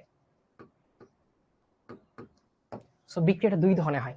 ঠিক একইভাবে কি বিপাক দুই ধরনের হয়। বিপাক দুই ধরনের হয়। একটা হচ্ছে কি জানো? কিছু তৈরি করব, তৈরি করা মানে কি? উপকার। হ্যাঁ, সো উপচিতিমূলক বিক্রিয়া কি ভাইয়া? উপচিতিমূলক বিক্রিয়া। লিখে রাখো সবাই, উপচিতি মূলক বিক্রিয়া, যেটা ইংলিশ নাম কি বলতো? মেটাবলিজম। এটা হচ্ছে অ্যানাবলিজম। উপচিতিমূলক বিক্রিয়া কি ভাইয়া? সহজ ভাষায় বলে রাখি, যখন একাধিক জিনিস মিলে একটা জিনিস তৈরি করবে, সেটা হচ্ছে উপচিতিমূলক বিক্রিয়া। ধরো, এই যে এ প্লাস বি তৈরি হলে কি সি, এই যে সি তৈরি হলে এটা হচ্ছে উপচিতিমূলক বিক্রিয়া। যেমন ধরো, সালোক সংশ্লেষণ, সালোক সংশ্লেষণ, গ্লুকোজ তৈরি হচ্ছে, এটা হচ্ছে উপচিতিমূলক বিপাক। আবার ধরো, গ্লুকোজ তৈরি করার পর গ্লুকোজ গুলা থেকে তুমি গ্লাইকোজেন বানাচ্ছ। কি বানাচ্ছ? গ্লাইকোজেন বানাচ্ছ। তাহলে এই যে কিছু একটা বানাচ্ছ না ভাইয়া, গ্লাইকোজেন, এটা কি? উপচিতিমূলক বিক্রিয়া। আর গ্লুকোজ থেকে গ্লাইকোজেন বানানোকে বলে গ্লাইকোজেনেসিস। গ্লাইকোজেনেসিস, জেনেসিস মানে কি? তৈরি হওয়া, ঠিক আছে? এটা হচ্ছে উপচিতিমূলক। আরেক ধরনের বিপাক আছে যার নাম অপচিতি, অপচিতিমূলক বিপাক, যেটাকে ইংলিশে বলা হয় ক্যাটাবলিজম। ক্যাটাবলিজম কি ভাইয়া? আমি মনে বলি যে, ঠিক আছে, কাট কাট মনে রাখবা। ক্যাটা মানে কাট কাট, কেটে ফেলবে। কেটে মানে কি? ছোট ছোট টুকরায় রূপান্তরিত করবে। অর্থাৎ যখন এই যে ডি ধরো একটা উপাদান, এটাকে তুমি ছোট ছোট অংশে ভাগ করে এ বি সি তিনটা উপাদানে বিভক্ত করলা, ভাঙলা, এটা হচ্ছে কাইন্ড অফ অপচিতিমূলক বিক্রিয়া। অর্থাৎ ধরো, এই যে গ্লাইকোজেনটাকে, এই যে গ্লাইকোজেনটাকে তুমি ভাঙবা, ভেঙে কি ছোট ছোট টুকরায় রূপান্তর করবা, অর্থাৎ তার গ্লুকোজে রূপান্তর করবা। এটা হচ্ছে কি? অপচিতিমূলক বিক্রিয়া। আর এই যে গ্লাইকোজেনকে ভাঙছি, ভাঙা মানে কি? লাইসিস করা। লাইসিস মানে কি? ভাঙা। এই প্রক্রিয়ার নাম গ্লাইকোজেনোলাইসিস। মানে গ্লাইকোজেনকে লাইসিস করছি, ভাঙছি, গ্লাইকোজেনোলাইসিস। এটা অপচিতিমূলক বিক্রিয়া। আবার ধরো, এই যে শ্বসন বিক্রিয়া, অর্থাৎ আমি গ্লুকোজ থেকে শক্তি পাচ্ছি, এটা গ্লুকোজ থেকে ভাঙছি না আমি, এটাও কি ভাইয়া? আমার এটা অপচিতিমূলক বিক্রিয়া। সো বিপাক এই দুই ধরনের হয়। তোমরা বইয়ে আরেকটা বিপাক দেখতে পারো, যেটার নাম অ্যামফিবলিক পাথওয়ে, অ্যামফিবলিক মেটাবলিজম। ওইটা কি ভাইয়া? অ্যামফি মানে কি জানো? তোমরা অনেকে আছে ইন্ট্রোভার্ট, কথা বলতে চাও না, লোকজন দেখে লুকায় যাও। কিছু হচ্ছে এক্সট্রোভার্ট, সবসময় কমেন্টে কথা, সবার সাথে খুব বেশি বেশি কথা বলে, ঠিক আছে, জড়তা নাই। আরেকজন হচ্ছে অ্যাম্বাইভার্ট, মিক্স আপ। সে বুঝে কোথায় ইন্ট্রোভার্ট থাকতে হবে, কোথায় এক্সট্রোভার্ট হতে হবে, কোথায় নিজেকে তুলে ধরতে হবে, কোথায় নিজেকে গুটিয়ে রাখতে হবে। তারাই ব্যালেন্সটা করতে পারে। অর্থাৎ দুই ধরনের কাজই তারা করে। তারা হচ্ছে অ্যামফিভার্ট, বুঝছো? অ্যাম্বাইভার্ট কি বলে? অ্যাম্বাইভার্ট। সো এই যে অ্যাম্বাইভার্ট থেকে মনে রাখবা, অ্যামফিবলিজম মানে হচ্ছে দুই ধরনের কাজই হয়। কিছু জিনিস তৈরি হবে, কিছু জিনিস ভাঙবেও। এটার উদাহরণ কি জানো? এটার উদাহরণ হচ্ছে, আমরা শ্বসনের একটা চক্র পড়েছি না, ক্রেবস চক্র। এই ক্রেবস চক্র হচ্ছে এই ধরনের বিপাকীয় প্রক্রিয়ার একটা উদাহরণ, যেখানে কিছু জিনিস তৈরি হয় এবং কিছু জিনিস ভাঙে, যেটাকে বলে অ্যামফিবলিক মেটাবলিজম বা অ্যামফিবলিক পাথওয়ে অফ মেটাবলিজম। তোমরা কি বিপাক জিনিসটা বুঝছো? বিপাক মানে বিক্রিয়া, এই বিক্রিয়ায় কিছু জিনিস তৈরি হবে অথবা কিছু জিনিস ভাঙবে। মাহির বুঝছো? শ্রুতি বুঝছো?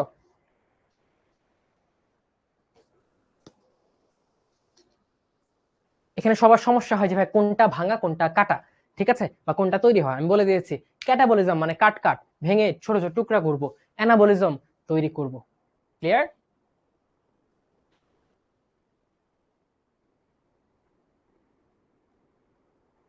পিডিএফ পেয়ে যাবো মাই ডিয়ার স্টুডেন্টস। বললাম না, আলটিমেটলি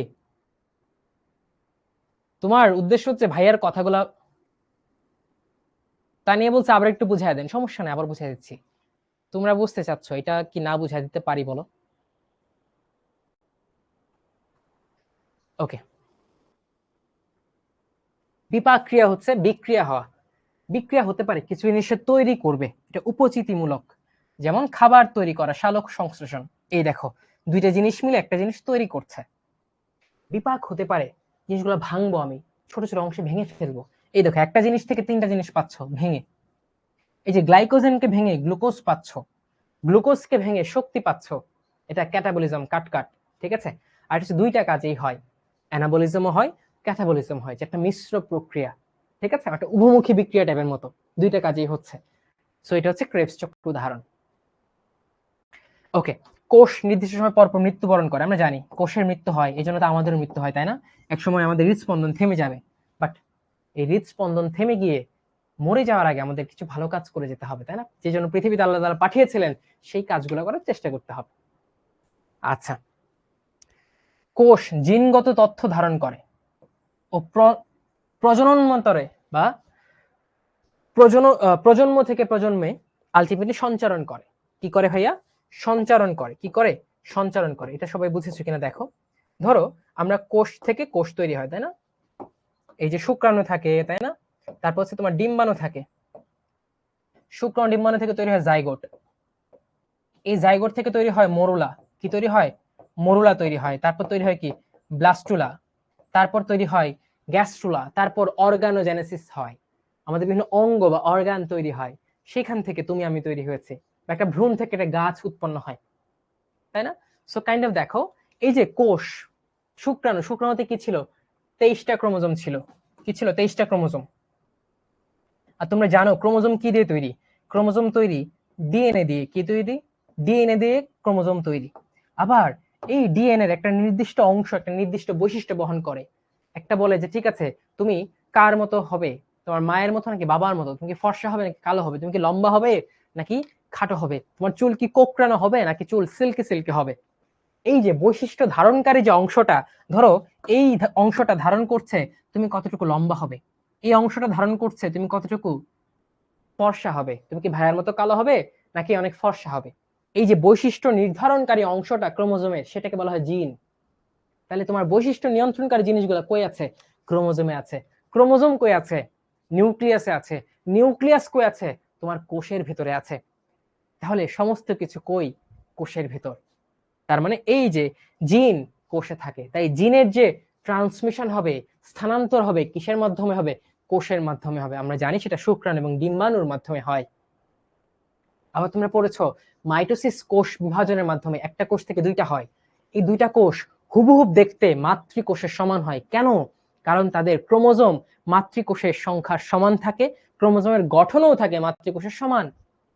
তাহলে এই যে সকল বৈশিষ্ট্য, সকল জিনগত পুনর্বিন্যাস বা জিনগত স্থানান্তর প্রজন্ম থেকে প্রজন্মে, প্রজননের মাধ্যমে কি দ্বারা স্থানান্তরিত হচ্ছে? কোষ। আমরা বলেছি কোষ হচ্ছে স্বপ্রজনন ক্ষম। জীবনের ধারা অব্যাহত রাখে কে? কোষ। বৈশিষ্ট্যের ধারা অক্ষুণ্ণ রাখে কে? কোষ। তাহলে এই যে কোষের বৈশিষ্ট্যগুলো আমরা বুঝতে পেরেছি, রাইট? কোষ বিদ্যা দেখো, সাইটোলজি।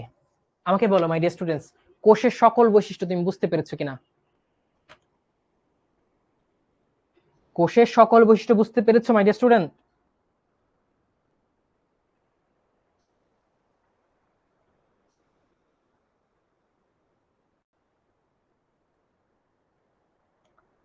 মানে স্টুডেন্ট বলো বুঝছি। এই দুই একজন বুঝোনি তখন, তারা কি এখন বুঝেছো? Does it make sense to you?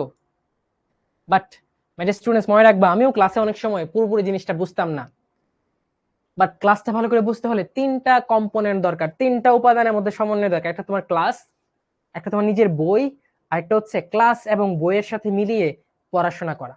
এই 3টা জিনিস যদি তুমি মিলাইতে পারো, সবকিছু বুঝবা, সবকিছু।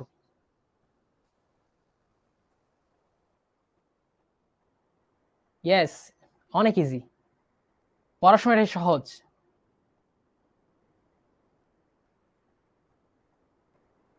জুলজি ফার্স্ট চ্যাপ্টার তৌহিদ নিচ্ছে না তোমাদের? আমি নটরডেম কলেজ থেকে পড়েছি মাই ডিয়ার স্টুডেন্টস।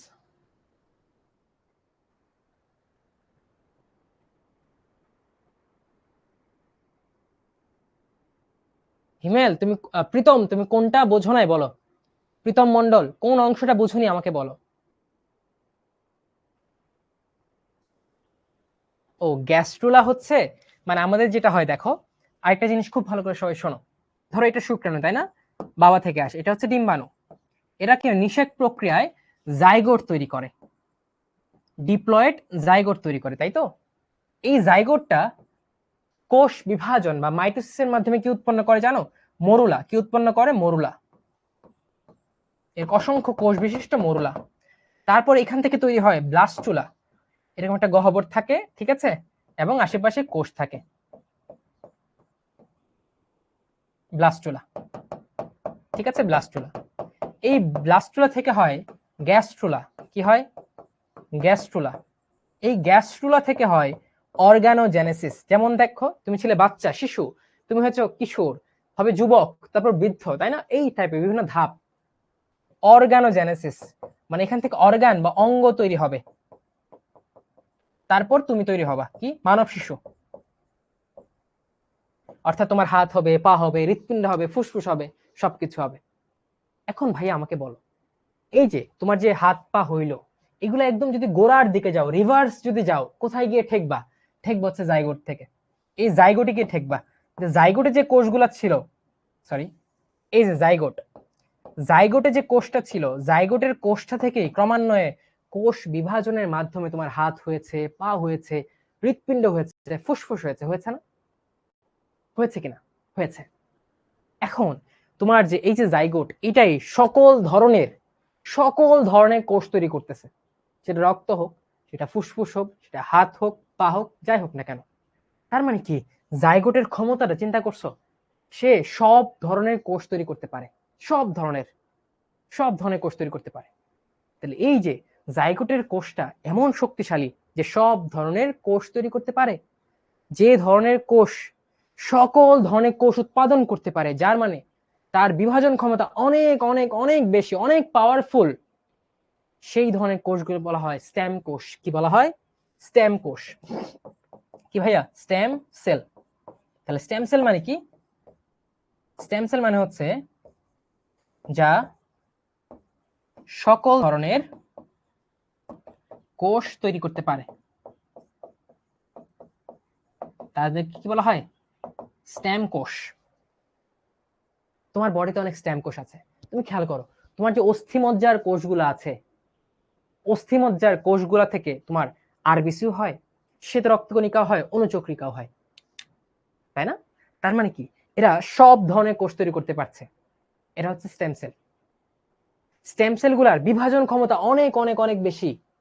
তোমার লিভার, ইন্টারেস্টিং জিনিস, আমি যদি 36 টুকরা করি, এক টুকরা রেখে দেই, বাকি 35 টুকরা ফেলে দেই, মোটামুটি তোমার লিভার আস্তে আস্তে এই এক টুকরা থেকেই বড় হতে হতে পূর্ণাঙ্গ লিভারের কাজ করতে পারবে। কারণ কি, লিভারের কোষগুলার বিভাজন ক্ষমতা অনেক অনেক বেশি। বুঝছো? এরা কি? এরা হচ্ছে স্টেম সেল। এরা হচ্ছে কার্ল পি সোয়ানসন, একই ব্যক্তি ভাইয়া, কার্ল পি সোয়ানসন একই ব্যক্তি, ঠিক আছে? ওকে, তাহলে স্টেম সেল কি আমরা বুঝলাম, যে কোষগুলো সব ধরনের কোষে বিভাজিত হতে পারে তারাই স্টেম কোষ। যেমন আমাদের রক্তকণিকা তৈরি হয় অস্থিমজ্জার কোষ, আমাদের বডির সকল অঙ্গ তৈরি হয় জাইগোট, এরা হচ্ছে স্টেম সেল, যকৃত স্টেম সেল। কিন্তু তোমার হৃৎপিণ্ডের কোষগুলা কিন্তু এত বিভাজন ক্ষম না, ওদের স্টেম সেল কম থাকে, ওরা স্টেম সেল না, কম বিভাজন ক্ষমতা সম্পন্ন। তোমার কিডনিতে এত পরিমাণ স্টেম সেল থাকে না, বুঝছো? এবং স্টেম সেল দিয়ে যে কত অত্যাধুনিক কাজ করা হচ্ছে, বিজ্ঞানীরা আশা করছেন স্টেম সেল দিয়ে আস্তে আস্তে প্যানক্রিয়াস বানানো যাবে, স্টেম সেল দিয়ে আস্তে আস্তে কার্টিলেজ বানানো যাবে, যেটা বোন পেইনে বা অস্টিও আর্থ্রাইটিসে তারা হেল্প করবে। স্টেম সেল দিয়ে আস্তে আস্তে হয়তো হৃৎপিণ্ড বানায় ফেলা যাবে, যেটা নিজের বডির কোষ থেকে হৃৎপিণ্ড বানিয়ে নিজের বডিতে ট্রান্সপ্লান্ট করা যাবে যদি আমার হৃৎপিণ্ডটা অকেজো হয়ে যায়। মানে তারা চেষ্টা করছেন, আল্লাহ না করুক কারোর হৃৎপিণ্ড অকেজো না হয়ে যাক, ঠিক আছে। এ হচ্ছে তোমার স্টেম সেল, এ হচ্ছে কি ভাইয়া স্টেম সেল। ক্লিয়ার? ওকে, দেখো এটা আমরা পড়েছি সাইটোলজি। লগস মানে হচ্ছে তোমার, আবার দেখো কোষকে আমরা ভাঙবো, শব্দকে ভাঙবো। লগস মানে হচ্ছে জ্ঞান বা বিজ্ঞান, আর সাইটো মানে হচ্ছে কোষ। তাহলে কোষের যে জ্ঞান বিজ্ঞান, অর্থাৎ কোষ কেমনে তৈরি হয়, কোষ কি করে, কোষের বংশবৃদ্ধি কিভাবে হয়, এই যে যাবতীয় আলোচনা, সেটাকে বলা হয় সাইটোলজি। কি বলা হয়? সাইটোলজি বা কোষ বিদ্যা। আর এই কোষ বিদ্যার জনককে রবার্ট হুক। আর একটা শব্দ যদি আগে জুড়ে দিই, আধুনিক কোষ বিদ্যার জনককে কার্ল পি সোয়ানসন। কোষবিদ্যার জনককে লিওয়েন হুক। এই দেখো কোষ তত্ত্ব আমরা পড়ে ফেলেছি, ডান। কোষ তত্ত্ব আমরা পড়ে ফেলেছি, ডান। এখন চলে আসো কোষের প্রকারভেদ। এগুলো সবাই জানো, আমি এখানে খুব বেশি সময় ব্যাখ্যা করব না। আচ্ছা, শারীরবৃত্তীয় কাজের ভিত্তিতে কোষকে দুই ভাগে ভাগ করা যায়। মানে কি কাজ করে তোমরা সবাই জানো। হতে পারে কোষ দেহ গঠনে হেল্প করে, দেহের ক্ষয় পূরণে হেল্প করে, তার হচ্ছে দেহকোষ বা সোমাটিক সেল। দেহকোষ বা সোমাটিক সেল। এই দেহকোষগুলা কি হয় বলতো?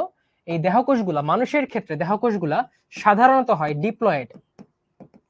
সাধারণত কি হয়? ডিপ্লয়েড হয়। ডিপ্লয়েড মানে কি? এই প্লয়েডই মানে হচ্ছে ক্রোমোজোমের সেট সংখ্যা, আর ডিপ্লয়েড ডাই কথাটা আসছে দুই থেকে, অর্থাৎ যখন এরকম দুই সেট ক্রোমোজোম থাকে 2n, তখন সেটাকে বলা হয় ডিপ্লয়েড। ঠিক আছে, ওকে। তারপর জনন কোষ, যারা প্রজননে হেল্প করে তারা হচ্ছে জনন কোষ, যেমন শুক্রাণু, তাই না? এবং এটা হচ্ছে ডিম্বাণু। দেখো ডিম্বাণুটা কত বড়, হ্যাঁ। এই শুক্রাণু এবং ডিম্বাণু তারা হচ্ছে জনন কোষ, কারণ তারা প্রজননে হেল্প করে। প্রজননের মূল কোষ হচ্ছে তারা। এই কোষগুলা সাধারণত হ্যাপ্লয়েড। কি হয়? হ্যাপ্লয়েড। হ্যাপ্লয়েড মানে কি বলতো? হ্যাপ মানে ওয়ান, ঠিক আছে। হাফ, হ্যাপ হাফ মনে রাখবা। তো এক সেট ক্রোমোজোম যাদের থাকে তারা হচ্ছে হ্যাপ্লয়েড। তুমি দেখো এই জন্য তুমি লিখতা এন। কি লিখতে ভাইয়া? এন। এই দেহকোষের মধ্যে যেহেতু ডিপ্লয়েড, তার মিওসিস কোষ বিভাজনও হতে পারে, মাইটোসিস হতে পারে। কিন্তু জনন কোষে কখনোই মিওসিস কোষ বিভাজন হয় না, মাথায় রাখতে হবে। আমরা বলেছিলাম মিওসিস কখনো n/2 n/3 এগুলা হবে না। তাই এই যে n এখানে আছে একটা, যদি অর্ধেক হয়ে যায় ক্রোমোজোমের সংখ্যা হবে n/2, এটা সম্ভব না। তাই জনন কোষে কখনোই মিওসিস কোষ বিভাজন হবে না। ঠিক আছে, এক সেটে কখনোই মিওসিস কোষ বিভাজন হবে না। আমরা এককে আর ভাঙবো না, সেট ভাঙবো না। ঠিক আছে, সেট ভাঙাভাঙিতে আমরা নাই, বুঝছো? আচ্ছা, আর দেহকোষগুলো তৈরি হয় মাইটোসিস কোষ বিভাজনের মাধ্যমে। দেহকোষে মিওসিস কোষ বিভাজন হতে পারে দরকার পড়লে, হইল। ঠিক আছে, আর জনন কোষ তৈরি হয় মিওসিস কোষ বিভাজনের মাধ্যমে, কিন্তু জনন কোষে আর মিওসিস কোষ বিভাজন হয় না। কিন্তু জনন কোষ তৈরি হয় কেমনে? মিওসিস কোষ বিভাজনের মাধ্যমে। তাহলে খেয়াল করো, সে কোষ বিভাজনের মাধ্যমে তৈরি হচ্ছে মায়োসিস, কিন্তু সে নিজে মায়োসিস করছে না। কারণ কি? তার ওই রকম সক্ষমতা নাই, বুঝছো? ওকে, তাহলে তারপর নিউক্লিয়াসের গঠনের উপর ভিত্তি করে, যে নিউক্লিয়াসটা দেখতে কেমন ভাইয়া, এর উপর ভিত্তি করে কোষকে আরো দুই ভাগে ভাগ করা যায়। একটা আদি কোষ, একটা প্রকৃত কোষ। আদি কোষ এবং প্রকৃত কোষ। আদি কোষের ইংলিশটা হচ্ছে প্রোক্যারিওটিক সেল। Prokaryotic cell. আর প্রকৃত কোষ হচ্ছে তোমার ইউক্যারিওটিক সেল। এখন দেখো আবার শব্দ ভাঙবো, শব্দ ভেঙে আমরা সবকিছু পড়ে ফেলবো, কোনো সমস্যা নাই। প্রো মানে হচ্ছে আদি। এখন খেয়াল করো, আমরা যে দেখেছি আদিম যুগের মানুষ, আদিম যুগে কি আর্টিফিশিয়াল ইন্টেলিজেন্স ছিল? তারা অনলাইনে ক্লাস করতো না, অর্থাৎ তাদের ডেভেলপমেন্ট ছিল কম। আমরা আর্টিফিশিয়াল ইন্টেলিজেন্স চলে আসছি, আমরা কম্পিউটার ইউজ করি, ঠিক আছে, আমরা কোয়ান্টাম কম্পিউটারে চলে যাচ্ছি, ঠিক আছে, আমরা কি বলা যায়, প্রযুক্তির উচ্চ শিখরে উঠতেছি। কিন্তু আদিম যুগে তা ছিল না, তারা পাথর ঘষে আগুন দিত, হ্যাঁ, পাহাড়ে থাকতো, শিকার করতো। তুমি এখন ফুড পান্ডে অর্ডার দিয়ে খাবার পাচ্ছ। সো আদিম জিনিসগুলো এত উন্নত ছিল না। সো যে আদি কোষ বা প্রোক্যারিওটিক কোষ, ওরা এত উন্নত ছিল না, ওরা ছিল আদি বা অনুন্নত। এই ক্যারিয়ন মানে কি জানো? ক্যারিয়ন মানে হচ্ছে নিউক্লিয়াস। ক্যারিয়ন মানে হচ্ছে নিউক্লিয়াস। তাহলে ভাইয়া এই যে আদিকোষ, আদিকোষ কারা? যাদের নিউক্লিয়াস গুলা আদি বা অনুন্নত। অর্থাৎ আমরা একটা নিউক্লিয়াস বলতে যা বুঝি, তার একটা নিউক্লিয়ার মেমব্রেন থাকবে দ্বিস্তর বিশিষ্ট, তাই না? তার ভেতরে নিউক্লিয়াস থাকবে, তার ভেতরে এরকম অসংখ্য ক্রোমোজোম থাকবে, তার ভেতরে কি থাকবে? নিউক্লিওপ্লাজম থাকবে। এটা বলতে আমরা সুগঠিত নিউক্লিয়াস বুঝি। এই আদিকোষের এই সুগঠিত নিউক্লিয়াসটা নাই। নিউক্লিয়াস আছে কিন্তু সুগঠিত নিউক্লিয়াস নাই। সো লিখে রাখো, নিউক্লিয়াস আছে, আছে, কিন্তু সু কথাটা বলবা একদম ওয়েল স্ট্রাকচার্ড। যেমন অনেকে আছে ছাত্র, কিন্তু তারা কি সুছাত্র? কোশ্চেন। মানুষ, বাট ভালো মানুষ? সো এরকম তার নিউক্লিয়াস আছে কিন্তু এত সুগঠিত না। যেমন অনেকে ছাত্র, নামে ছাত্র, কিন্তু ক্লাসে করে দুষ্টামি করে, ক্লাসে ভাইদের ডিস্টার্ব করে, ক্লাসে নিজে পড়া বুঝতে চায় না, পড়াশোনা করতে চায় না, তাকে সুছাত্র না। মাই ডিয়ার স্টুডেন্টস, মন খারাপ করবে না, বাট এই বাস্তব জিনিসগুলো বুঝতে হবে, ঠিক আছে? সো নিউক্লিয়াস আছে, তার মানে সে সুগঠিত নিউক্লিয়াস এটা বলা যাবে না। সো আদিকোষের নিউক্লিয়াস আছে কিন্তু সুগঠিত নয়, সুগঠিত নয়, বুঝছো? প্রকৃত কোষ মানে প্রকৃত, ইউ, ইউ ক্যারিওটিক। ইউ মানে কি জানো? এই ইউ মানে হচ্ছে, ইউ মানে তুমি না, হ্যাঁ, ইউ মানে হচ্ছে সু, ভালো। আর তোমরা তো অবশ্যই ভালো, তোমরা সবাই ইউ, হ্যাঁ। আচ্ছা, আর ক্যারিওটিক হচ্ছে নিউক্লিয়াস। তার মানে ইউক্যারিওটিক হচ্ছে তোমার যাদের সুগঠিত নিউক্লিয়াস আছে, যাদের সুগঠিত নিউক্লিয়াস আছে। তার মানে কি, এই যে ইউক্যারিওটিক ক্ষেত্রে এরকম সুগঠিত নিউক্লিয়াসটা আমরা কি দেখতে পাবো? ওদের নিউক্লিয়ার মেমব্রেন থাকবে, মানে আবরণী থাকবে, তাদের নিউক্লিওলাস থাকবে, তাদের নিউক্লিয়াসের ভেতরে যে পানির মতো অর্ধতরল পদার্থ নিউক্লিওপ্লাজম, যেটার অপর নাম ক্যারিওলিম্ফ, এটাও থাকবে। তাদের এরকম সুতার মতো নিউক্লিয়ার রেটিকুলাম, রেটি মানে সুতা, বা ক্রোমোজোমও থাকবে। অর্থাৎ ওদের সুগঠিত নিউক্লিয়াস আছে, ঠিক আছে? ওরা হচ্ছে ইউক্যারিওটিক সেল।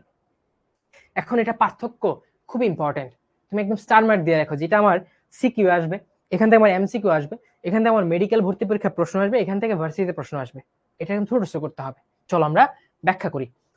দেখো, নিউক্লিয়াসের উপর ভিত্তি করে তাদের ক্লাসিফিকেশন করা হয়েছে। তার মানে আদিকোষে এই দেখো আবরণী বিস্তৃত নিউক্লিয়াস থাকবে না, ওটার থাকবে। আচ্ছা, ডিএনএ, নর্মালি ডিএনএ একটা স্ট্রাকচার আছে। ডিএনএ তৈরি তোমার নিউক্লিক অ্যাসিড দিয়ে, আর ডিএনএ বেসিক নিউক্লিক অ্যাসিড, এবং এই ডিএনএ এর সাথে হিস্টোন প্রোটিন যুক্ত হয়। এই ডিএনএ আর হিস্টোন প্রোটিন যুক্ত হয়ে আলটিমেটলি তোমার ক্রোমোজোম তৈরি করে। কিন্তু আদি সে তো ভালো না, ভালো জিনিস সে রাখবে না, বুঝছো? তার হিস্টোন প্রোটিন নাই, তার নন হিস্টোন প্রোটিন যুক্ত। আমাদের ডিএনএটা কেমন হয়? দ্বিসূত্রাকার হয়, সুন্দর পেঁচিয়ে গুছিয়ে থাকে, হ্যাঁ, সুন্দর দেখতে। কিন্তু ওদের এত টাইম নাই, ওরা এত সুন্দর দেখতে চায় না, তারা একমাত্র বৃত্তাকার থাকে। আমাদের ক্ষেত্রে দেখো, বা বা প্রকৃত কোষে দেখো সূত্রাকার, একাধিক ক্রোমোজোম থাকে, এবং এখানে হিস্টোন প্রোটিন থাকবে, হিস্টোন থাকবে। আচ্ছা, অঙ্গাণু, অঙ্গাণু তো বলছি যে কোষের ভিতরে যে অঙ্গাণুগুলো থাকে ক্ষুদ্র ক্ষুদ্র, সেগুলো হচ্ছে কোষীয় অঙ্গাণু। আদি কোষ, তখন কি কম্পিউটার ছিল, মোটর গাড়ি ছিল, বাইক ছিল? ছিল না। দেখো মনে রাখবা, তার এরকম এত কাহিনী নাই, তার আবরণী বেষ্টিত অঙ্গাণুগুলা থাকে না। কিন্তু সুমানুষ, তার সবকিছু থাকবে, সুকেন্দ্রিক নিউক্লিয়াস, তার সবকিছু থাকবে, সুকেন্দ্রিক কোষ, তার সকল আবরণী বেষ্টিত অঙ্গাণু থাকবে। রাইবোজোম, এই রাইবোজোমকে বলা হয় কি জানো? লিখে রাখো, এই রাইবোজোম হচ্ছে সার্বজনীন অঙ্গাণু। কি ভাইয়া? সার্বজনীন অঙ্গাণু। মানে কি সবার আছে, ভালো খারাপ সবার আছে, ভালো খারাপ সবার আছে, ঠিক আছে? ধরো মানুষ মাত্রই তার প্রাণ আছে, এটা খারাপ মানুষ হোক ভালো মানুষ হোক, কারণ প্রাণ হচ্ছে বেসিক জিনিস, প্রাণ না থাকলে মানুষ বলবে না, তাই না? সেটা মৃত। ঠিক একইভাবে রাইবোজোম হচ্ছে সার্বজনীন অঙ্গাণু। কেন জানো? রাইবোজোম কি করে বলতো? রাইবোজোম প্রোটিন তৈরি করে। কি করে? প্রোটিন তৈরি করে। রাইবোজোম কি করে? প্রোটিন তৈরি করে। বলতো ভাইয়া প্রোটিন তৈরি করে, তাই তাকে সার্বজনীন বানানো হয়েছে, কাহিনী কি? প্রোটিনের একটা সিগনিফিকেন্স আছে, কি জানো? প্রোটিনকে বলা হয় জীবনের ভাষা। ভাই এ কি ভাই, আমি তো কথা বলি বাংলা ভাষায়, তাহলে প্রোটিন আমার ভাষা হলে কেমনে? তোমার ভাষা হচ্ছে যে কথা বলা, তুমি কথা বললে আমি বুঝি, তুমি এটা বুঝো নাই, বা তুমি এটা বুঝছো, তুমি বলছো ভাই জোজ ভাইয়া বুঝছি, তাহলে আমি ভালো পড়াচ্ছি, আমি বুঝতে পারি, তাই তো? প্রোটিনটা হচ্ছে জীবনের ভাষা। জীবন তুমি কেমনে বুঝো?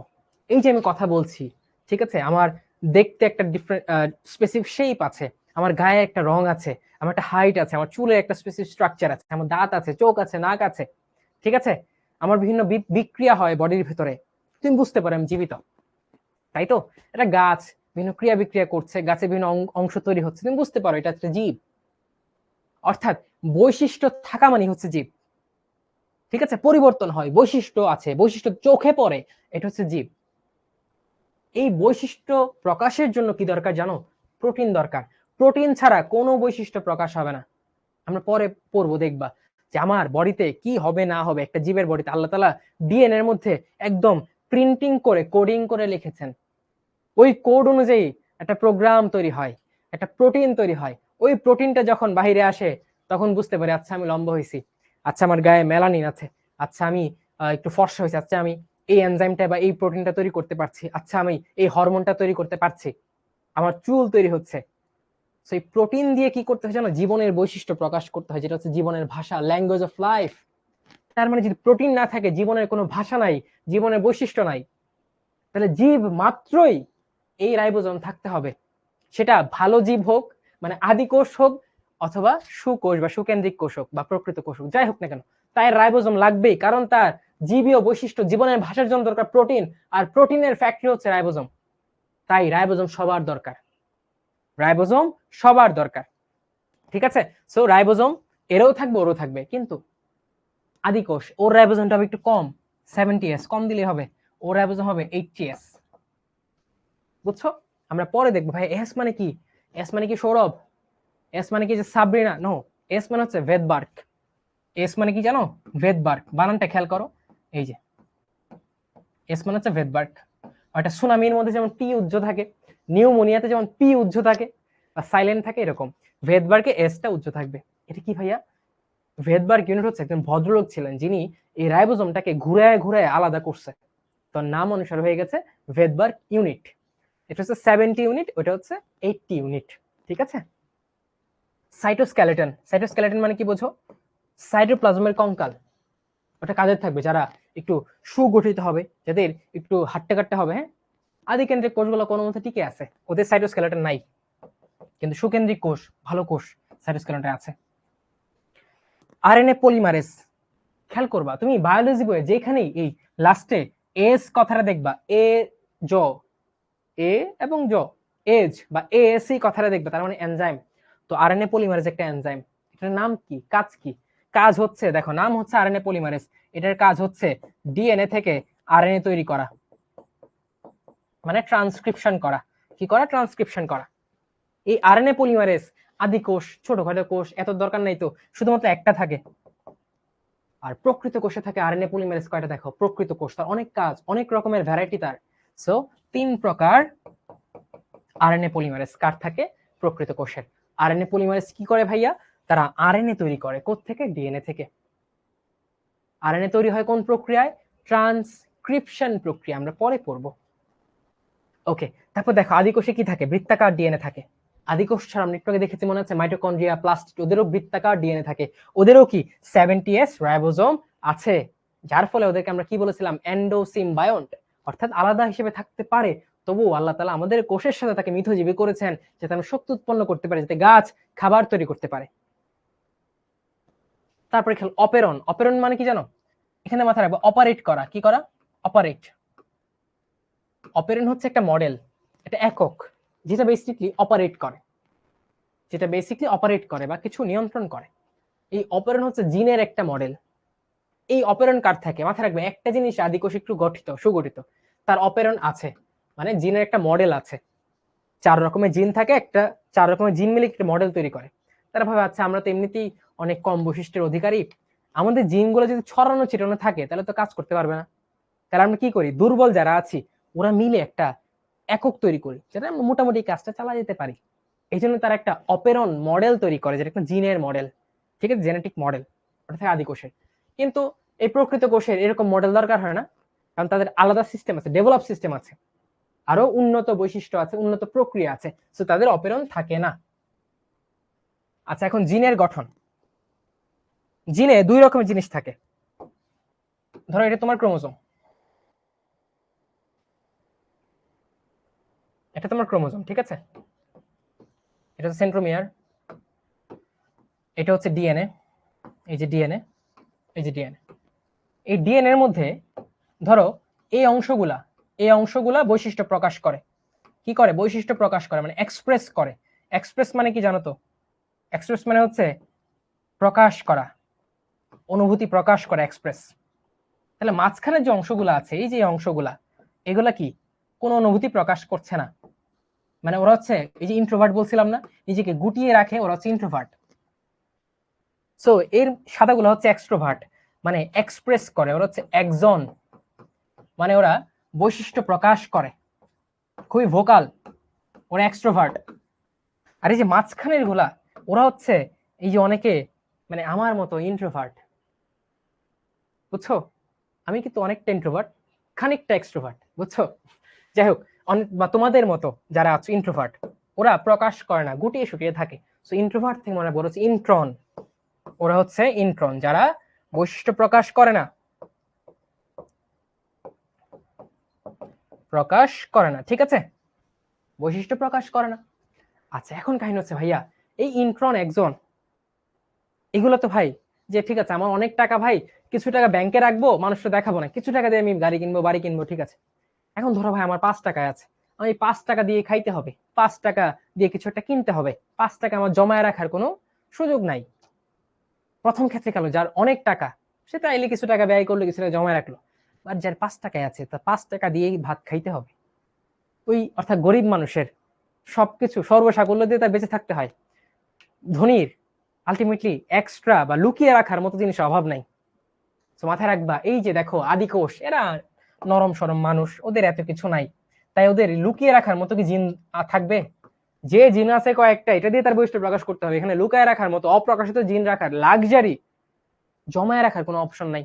অর্থাৎ ওদের ইন্ট্রন বা প্রকাশ করবে না এমন কোনো জিন নাই, যা আছে সবকিছু দিয়ে তার বেঁচে থাকতে হবে। কিন্তু যারা প্রকৃত কোষ, ওদের অনেক কিছু আছে, চাইলেই কয়েকটা জিনকে, ঠিক আছে তোরে লাগবে না, তুই থাক, এমনিতে থাক, তোকে ব্যবহার করতে হবে না, অন্যান্য জিন দিয়ে আমি বৈশিষ্ট্য প্রকাশ করব। অর্থাৎ তার একজনও থাকবে, ইন্ট্রনও থাকবে, তার ইন্ট্রন আছে। আদি কোষ, তার তো সিস্টেমই নাই, এত জটিল প্রক্রিয়া তার মধ্যে হবে হবে না, তাই এর কোষ বিভাজন এত জটিল প্রক্রিয়ার মধ্যে যায় না, সরাসরি ভাগ হয়ে যায়। এই কলম নিলাম, 2 ভাগে ভাগ করে ফেললাম, কোনো প্রক্রিয়া টক্রিয়া নাই। অর্থাৎ অ্যামাইটোসিস বা দ্বি বিভাজন প্রক্রিয়া আদি কোষ। যেমন ব্যাকটেরিয়ার ক্ষেত্রে প্রধান প্রজনন প্রক্রিয়া হচ্ছে বাইনারি ফিশন, তোমরা পড়বা। ব্যাকটেরিয়ার প্রধান প্রজনন প্রক্রিয়া বাইনারি ফিশন বা দ্বি বিভাজন বা অ্যামাইটোসিস।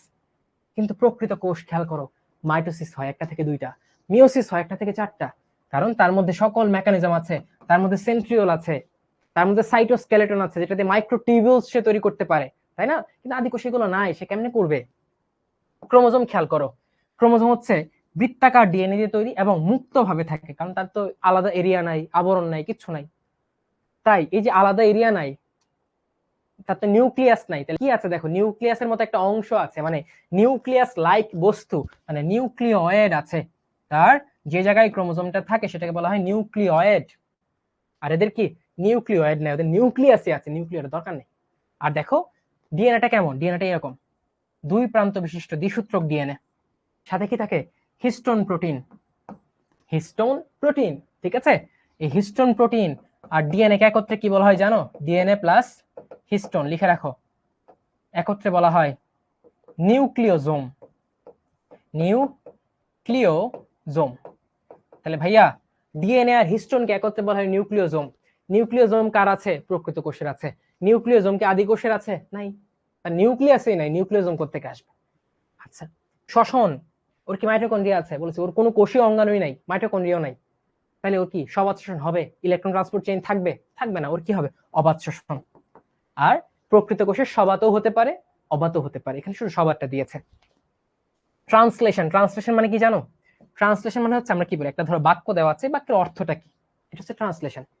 ঠিক তোমার ডিএনএ এর মধ্যে যে কোডটা করা আছে, এই কোড অ্যাকচুয়ালি কি ডিটারমাইন করে তুমি ফর্সা হবা নাকি কালো হবা, এটা বুঝতে পারা, এটা হচ্ছে ট্রান্সলেশন, জীবনের ট্রান্সলেশন। ওটা বুঝতে কেমনে পারো, কালো হও নাহলে ফর্সা হও, কেমনে হও, প্রোটিন তৈরির মাধ্যমে হও। তাহলে এই যে ডিএনএ থেকে যে এমআরএনএ তৈরি হয়, এমআরএনএ থেকে যে প্রোটিন তৈরি হয়, প্রোটিন তৈরির প্রক্রিয়া হচ্ছে ট্রান্সলেশন।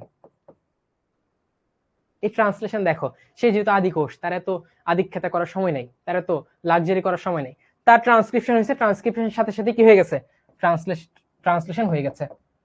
কিন্তু যে প্রকৃত কোষ, সে ট্রান্সক্রিপশন করে মানে এমআরএনএ তৈরি করে, এমআরএনএটাকে একটু প্রসেস করে, প্রক্রিয়া করে, আরো সুন্দর করে সাজায়, তারপর তার ট্রান্সলেশন শুরু হয়, মানে দেরিতে শুরু হয়, ট্রান্সক্রিপশনের পর ট্রান্সলেশন। ট্রান্সলেশন কি ভাইয়া, প্রোটিন তৈরির প্রক্রিয়া। পুষ্টি, এদের শোষণ করে, এরা কি সালোক সংশ্লেষণ করতে পারে না, শোষণ করে। কিন্তু একটা নির্দিষ্ট আদিকোষ আছে যার নাম নীলাভ সবুজ শৈবাল বা সায়ানোব্যাকটেরিয়া। তারা কি করে জানো, তারা আদিকেন্দ্রিক হওয়া সত্ত্বেও তারা সালোক সংশ্লেষণ করতে পারে, কারণ তাদের ক্লোরোপ্লাস্ট নাই, কিন্তু থাইলাকয়েড আছে। কি আছে, থাইলাকয়েড, শুধু থাইলাকয়েড। মাথায় রাখবা যে ভাইয়া সায়ানোব্যাকটেরিয়া বলছেন সালোক সংশ্লেষণ করে, তার মানে কি তার ক্লোরোপ্লাস্ট আছে? না, তার ক্লোরোপ্লাস্ট নাই, কিন্তু থাইলাকয়েড আছে।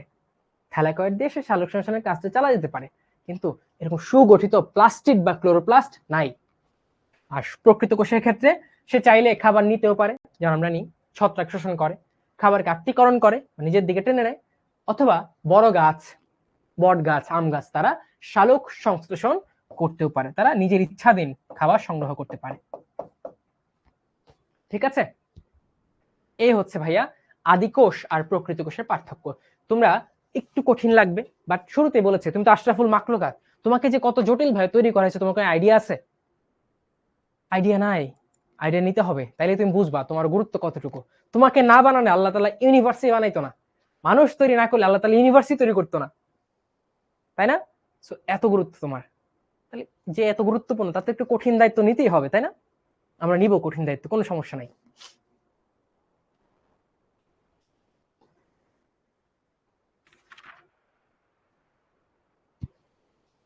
ক্লিয়ার? আচ্ছা, এখন এতক্ষণ যা পড়লাম সেটা 2 মিনিট ভাবো, আমার সাথে সাথে বলো, ঠিক আছে? দেখবা ক্লিয়ার হয়ে গেছে।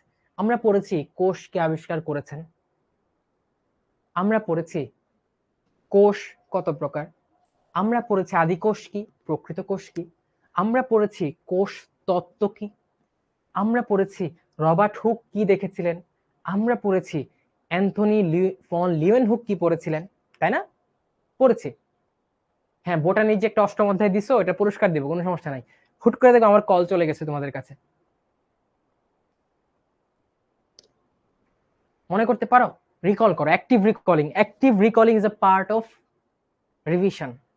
যখন একটা জিনিস পড়বা, 1 ঘন্টা বা 1 ঘন্টা 20 মিনিট পড়ার পর সেটা বন্ধ করবা, বন্ধ করে নিজেকে বুঝাইতে পারো কিনা বা বলতে পারো কিনা, এই অ্যাক্টিভ রিকলিংটা করবা। যদি পারো 80% বা 60%, দ্যাট মিনস তুমি ভালো করে পড়ছো। ভাই ইন্ট্রন কি, অপারেন্ট বুঝিনি। অপারেন্ট হচ্ছে অপারেট করার একটা মডেল, যেটা থাকে শুধু আদি কোষের, সরয় সরায়া, ঠিক আছে? অপারেন্ট থাকবে আদি কোষের, যেটা প্রকৃত কোষে থাকবে না। অপারেন্টটা কি ভাইয়া, তার জিনের কার্যাবলী নিয়ন্ত্রণের জন্য একটা মডেল, এটা হচ্ছে অপারেন্ট। ঠিক আছে? সাইটোস্কেলেটন, স্কেলেটন মানে কি, কঙ্কাল। সাইটোপ্লাজমের ভেতরে যে লম্বা নালী থাকে, দড়ি থাকে, আমরা পরে দেখবো, এগুলো সাইটোস্কেলেটন। ইন্ট্রন হচ্ছে যেটা ইন্ট্রোভার্ট, জিন যেটা বৈশিষ্ট্য প্রকাশ করে না, সেই জিন অংশটাকে বলা হয় ইন্ট্রন বা ইন্ট্রোভার্ট জিন, বুঝছো? হিস্টোন এক ধরনের প্রোটিন, ভাই বই কিভাবে পড়া উচিত, বই যে আমি ক্লাসটা করাইলাম, এখন তুমি বইটা শুরু করবা পড়া, ঠিক আছে? দেখবা বইয়ে কিছু বোল্ড লাইন দেওয়া আছে, ওই লাইনগুলো পড়বা। ভাইয়া ক্লাসে যেগুলো বলছি এগুলো ইম্পর্টেন্ট, এগুলো আসবে, সেগুলো একটু পড়বা। ক্লাসের সাথে মিলিয়ে বইটা যতটুকু ক্লাস করেছি ততটুকুই পড়ো, এর বাইরে পড়ার দরকার নেই, ঠিক আছে? ট্রান্সক্রিপশন হচ্ছে ডিএনএ থেকে এমআরএনএ তৈরি হচ্ছে ট্রান্সক্রিপশন। লিখে রাখো, এটা লিখে রাখো, ডিএনএ থেকে এমআরএনএ তৈরি, এটা হচ্ছে ট্রান্সক্রিপশন। আর এমআরএনএ থেকে প্রোটিন তৈরি, এটা হচ্ছে ট্রান্সলেশন। এটা হচ্ছে কি, ট্রান্সলেশন।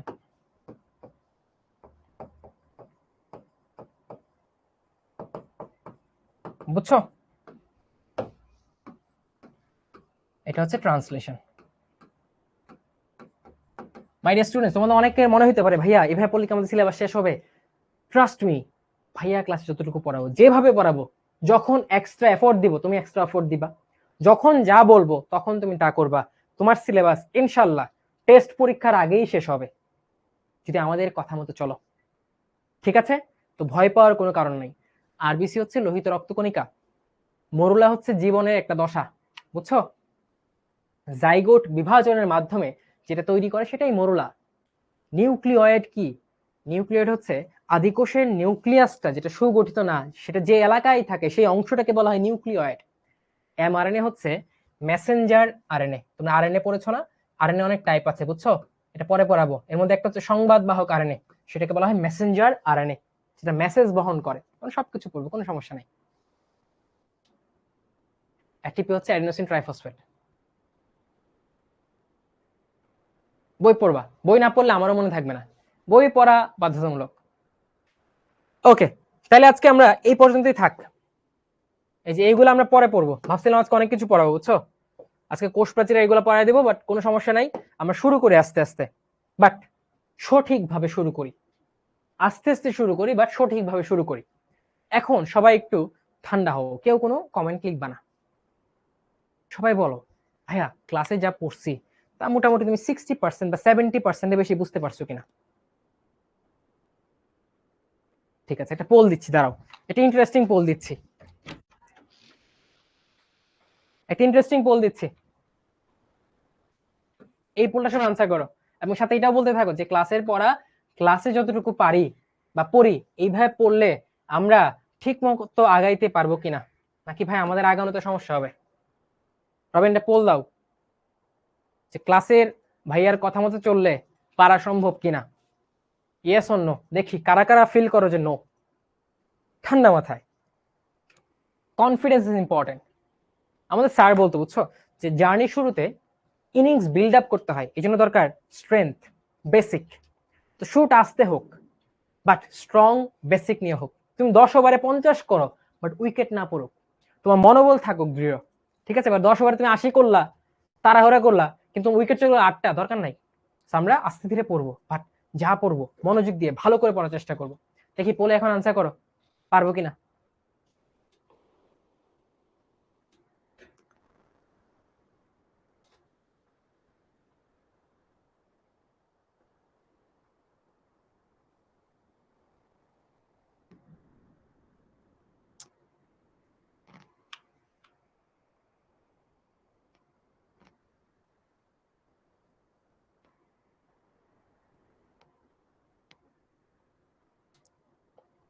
কেমন মাই ডিয়ার স্টুডেন্টস? দেখো আমি কিন্তু প্রতিনিয়ত চেষ্টা করি আমার সর্বোচ্চটুকু দিয়ে, বারবার বলে হলো তোমাদের বোঝানোর চেষ্টা করা, বাট তোমাকে বুঝতে হবে ওই যে হোমিওস্টেসিস, তোমার কলেজ লাইফ, তোমার নিজের পড়া, তোমার ক্লাস, তোমার বই, ভাইয়ার কথা মতো চলা, সবগুলো জিনিস সমন্বয় সাধন করে তোমাকে এগিয়ে যেতে হবে। তখন তুমি দেখবা আস্তে আস্তে উন্নতি হচ্ছে। আর একটা ভিডিও বলছি তোমাকে দেখতে, এই ভিডিওটা খুব ইম্পর্টেন্ট।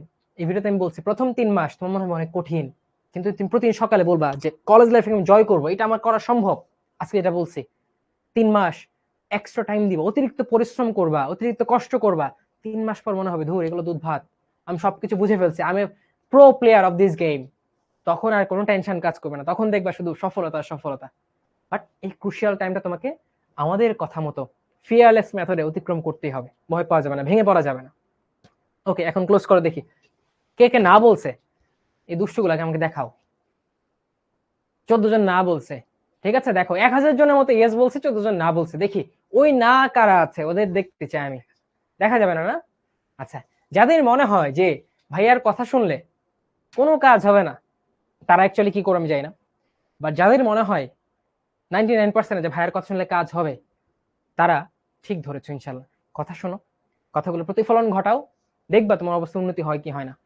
ঠিক আছে? এবং আমি বিশ্বাস করি উদ্দেশ্য সৎ থাকলে, আত্মবিশ্বাস থাকলে, আমার টিচার আমাকে যা বলেছেন তা যদি আমি পালন করি, আল্লাহ তাআলা আমার ভালো করবে নেই, বুঝছো? সেল কেমিস্ট্রি আর্কাইভ দেওয়া আছে, ওটা যে পড়তে চাও পড়ে ফেলতে পারো, কোনো সমস্যা নেই। আচ্ছা, এখন আমি একটা ভিডিও দেখাই, টাইপ করো তো, ওই যে আমাদের শিখো ইউটিউব চ্যানেলে যাও, এখানে নাই? শিখো।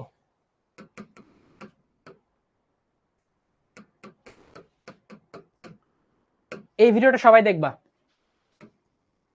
একটা ভিডিও দেখাচ্ছে, এই ভিডিওটা সবাই দেখবা, দেখে আগামী কি করা উচিত তোমার কয়েক মাসে সেটা এই ভিডিও থেকে তুমি অবশ্যই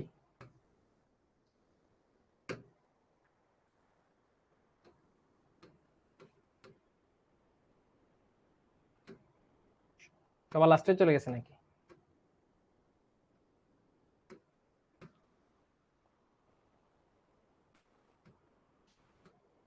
দুইটা ভিডিও তোমাদের বলে দিচ্ছি। একটা হচ্ছে যে কলেজের সাথে তোমার টাইম মেনটেন হয় না, তাই না? অনেকে ভাবো যে ভাই টাইম মেনটেন হচ্ছে না। এই যে টাইম ম্যানেজমেন্ট শিখো, ইউটিউব চ্যানেলে যাবা, এই টাইম ম্যানেজমেন্ট ভিডিও দিবা। আমি এখানে ব্যাখ্যা করেছি কলেজের সাথে তুমি কিভাবে টাইম ম্যানেজ করবা। সবাই দেখে রাখো, এইচএসসি 26 এর জন্য বানানো, বাট তোমাদের জন্য এটা অ্যাপ্লিকেবল হবে। টাইম ম্যানেজমেন্ট এই ভিডিও দেখবা, এই ভিডিও থেকে আইডিয়া নিবা কিভাবে তুমি টাইম ম্যানেজ করবা। টাইম ম্যানেজ করবা। সৌভিক পুষ্টি পয়েন্টে বুঝাচ্ছি, এই লিঙ্কটা দিয়ে দাও তো এখানে পেস্ট করে, এটা লিঙ্কটা দিয়ে দাও, লিঙ্কটা দিয়ে দিচ্ছি। সো এটা একটা। আরেকটা ভিডিও দেখাই,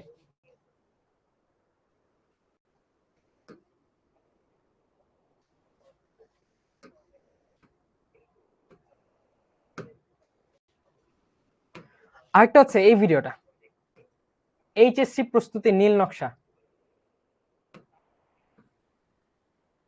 এই যে এইটা দেখবা, তোমার এইচএসসি লাইফে যত প্রশ্ন আছে, ক্লাস কেমনে করবা, কলেজ কেমনে পড়বা, কি মানসিক প্রস্তুতি রাখবা, তোমার নোট কি করবা কি করবা না, তোমার কোন সময়টা ইম্পর্টেন্ট, কখন তোমার জন্য কঠিন মনে হবে, কখন সোজা লাগবে, সবকিছু এই ভিডিওতে বলা আছে। এইচএসসি 27 স্টাডি প্ল্যান শিখো থেকে এই ভিডিওটা দেখবা। সবাই আজকে এই যে পড়াগুলো পড়ছে এগুলো রিভিশন দেওয়ার পর রাতে এই দুইটা ভিডিও দেখবা, দেখে তুমি কি শিখছো, কি আইডিয়া নিছো, এগুলো সুন্দর করে খাতায় লিখে রাখবা। দেখবা অ্যাকচুয়ালি তোমার জীবনের 90% প্রবলেম শেষ, গাইডলাইন রিলেটেড প্রশ্ন শেষ। ঠিক আছে, এই দুইটা ভিডিও দেখে আমাকে জানাবা, দেখবা ইনশাল্লাহ তুমি একটা আইডিয়া পাচ্ছই কেমনে পড়া সম্ভব। ঠিক আছে, ভাইয়া পুষ্টি, পুষ্টি হচ্ছে ধরো আমি কি করি, উদ্ভিদের খাবারটা নিজে নেই, রাইট? আচ্ছা, আবার উদ্ভিদ কি নিজের খাবারটা বানায়, আবার যে ব্যাকটেরিয়া সে কি খাবার বানাইতে পারে, সে কি আমার মতো খাবার গিলতে পারবে না, সে একটা মরা জিনিসের উপর থাকবে বা একটা কোষের মধ্যে থাকবে, সেখান থেকে খাদ্য শোষণ করবে। আদি ব্যাকটেরিয়া গুলা বা আদি কোষগুলা খাদ্য শোষণ করে, কিন্তু যেগুলো প্রকৃত কোষ তারা খাদ্য শোষণও করতে পারে, খাদ্য তৈরিও করতে পারে, খাদ্য আত্তীকরণও করতে পারে। ঠিক আছে, 70s রাইবোজোমটা দুইটা একক দিয়ে তৈরি, একটা 50 একটা 30। আমরা রাইবোজোম যখন পড়বো তখন পড়বো, ঠিক আছে, রাইবোজোম যখন পড়বো তখন পড়বো। পিপিএল হচ্ছে, পি দিয়ে হচ্ছে প্লুরো, পি দিয়ে হচ্ছে pneumonia, pleuro pneumonia like organism, pleuro pneumonia like organism. এটা তোমার ফুসফুসের যে আবরণ পড়েছে প্লুরা, সেখানে ইফেক্ট করে, সেখানে একটা ইনফ্লামেশন করে, এজন্য নাম হচ্ছে পিপিএলও। ওকে, বই কিনবা আবুল হাসান স্যারের বইটা, এখানে সব আমি বলে দিয়েছি যে কোন বইটা কিনবা কখন, বুঝছো, কোন বইটা কখন কিনবা সবকিছু বলে দিয়েছি।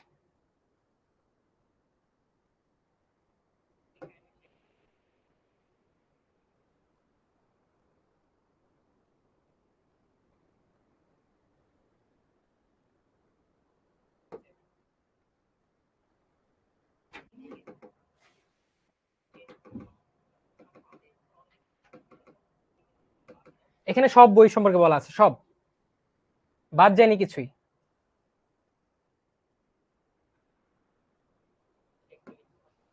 ওকে, সো আজকে ক্লাসে এতটুকুই থাকুক মাই ডিয়ার স্টুডেন্টস। বিশ্বাস রেখে আগাও, ভাইয়ার কথাগুলা মনে রেখে আগাও, আর যে কাজগুলা বললাম ক্লাসের পরেই বইটা পড়ে ফেলা এবং এই দুইটা ভিডিও দেখে নিজের স্ট্র্যাটেজি ঠিক করে ফেলা, এই দুইটা কাজ করো, ইনশাল্লাহ তোমার কলেজ লাইফেও কি তুমি জয় করতে পারবা। তো একটাই কথা কি, আমরা ফিয়ারলেস মেথডে পড়বো এবং কলেজ লাইফকে জয় করবে ইনশাল্লাহ। এটা হচ্ছে আজকের আমাদের মটো, ট্যাগলাইন। এই জিনিসটা বলবা, এই জিনিসটা প্রচার করবা বারবার, দেখবা নিজের মধ্যে কনফিডেন্স পাচ্ছ। সো অল দ্য বেস্ট, ভালো থাকো, সুস্থ থাকো। নেক্সট ক্লাসে আবারও দেখা হবে, তোমাদের জন্য অনেক অনেক দোয়া এবং শুভকামনা রইলো, যাতে আমাদের জার্নিটা অনেক সুন্দর হয়, সফল কাম হয়। এবং ভাইয়ের জন্য কি করবা, দোয়া করবা এবং শুভকামনা রাখবা। সো থ্যাংক ইউ, আসসালামু আলাইকুম।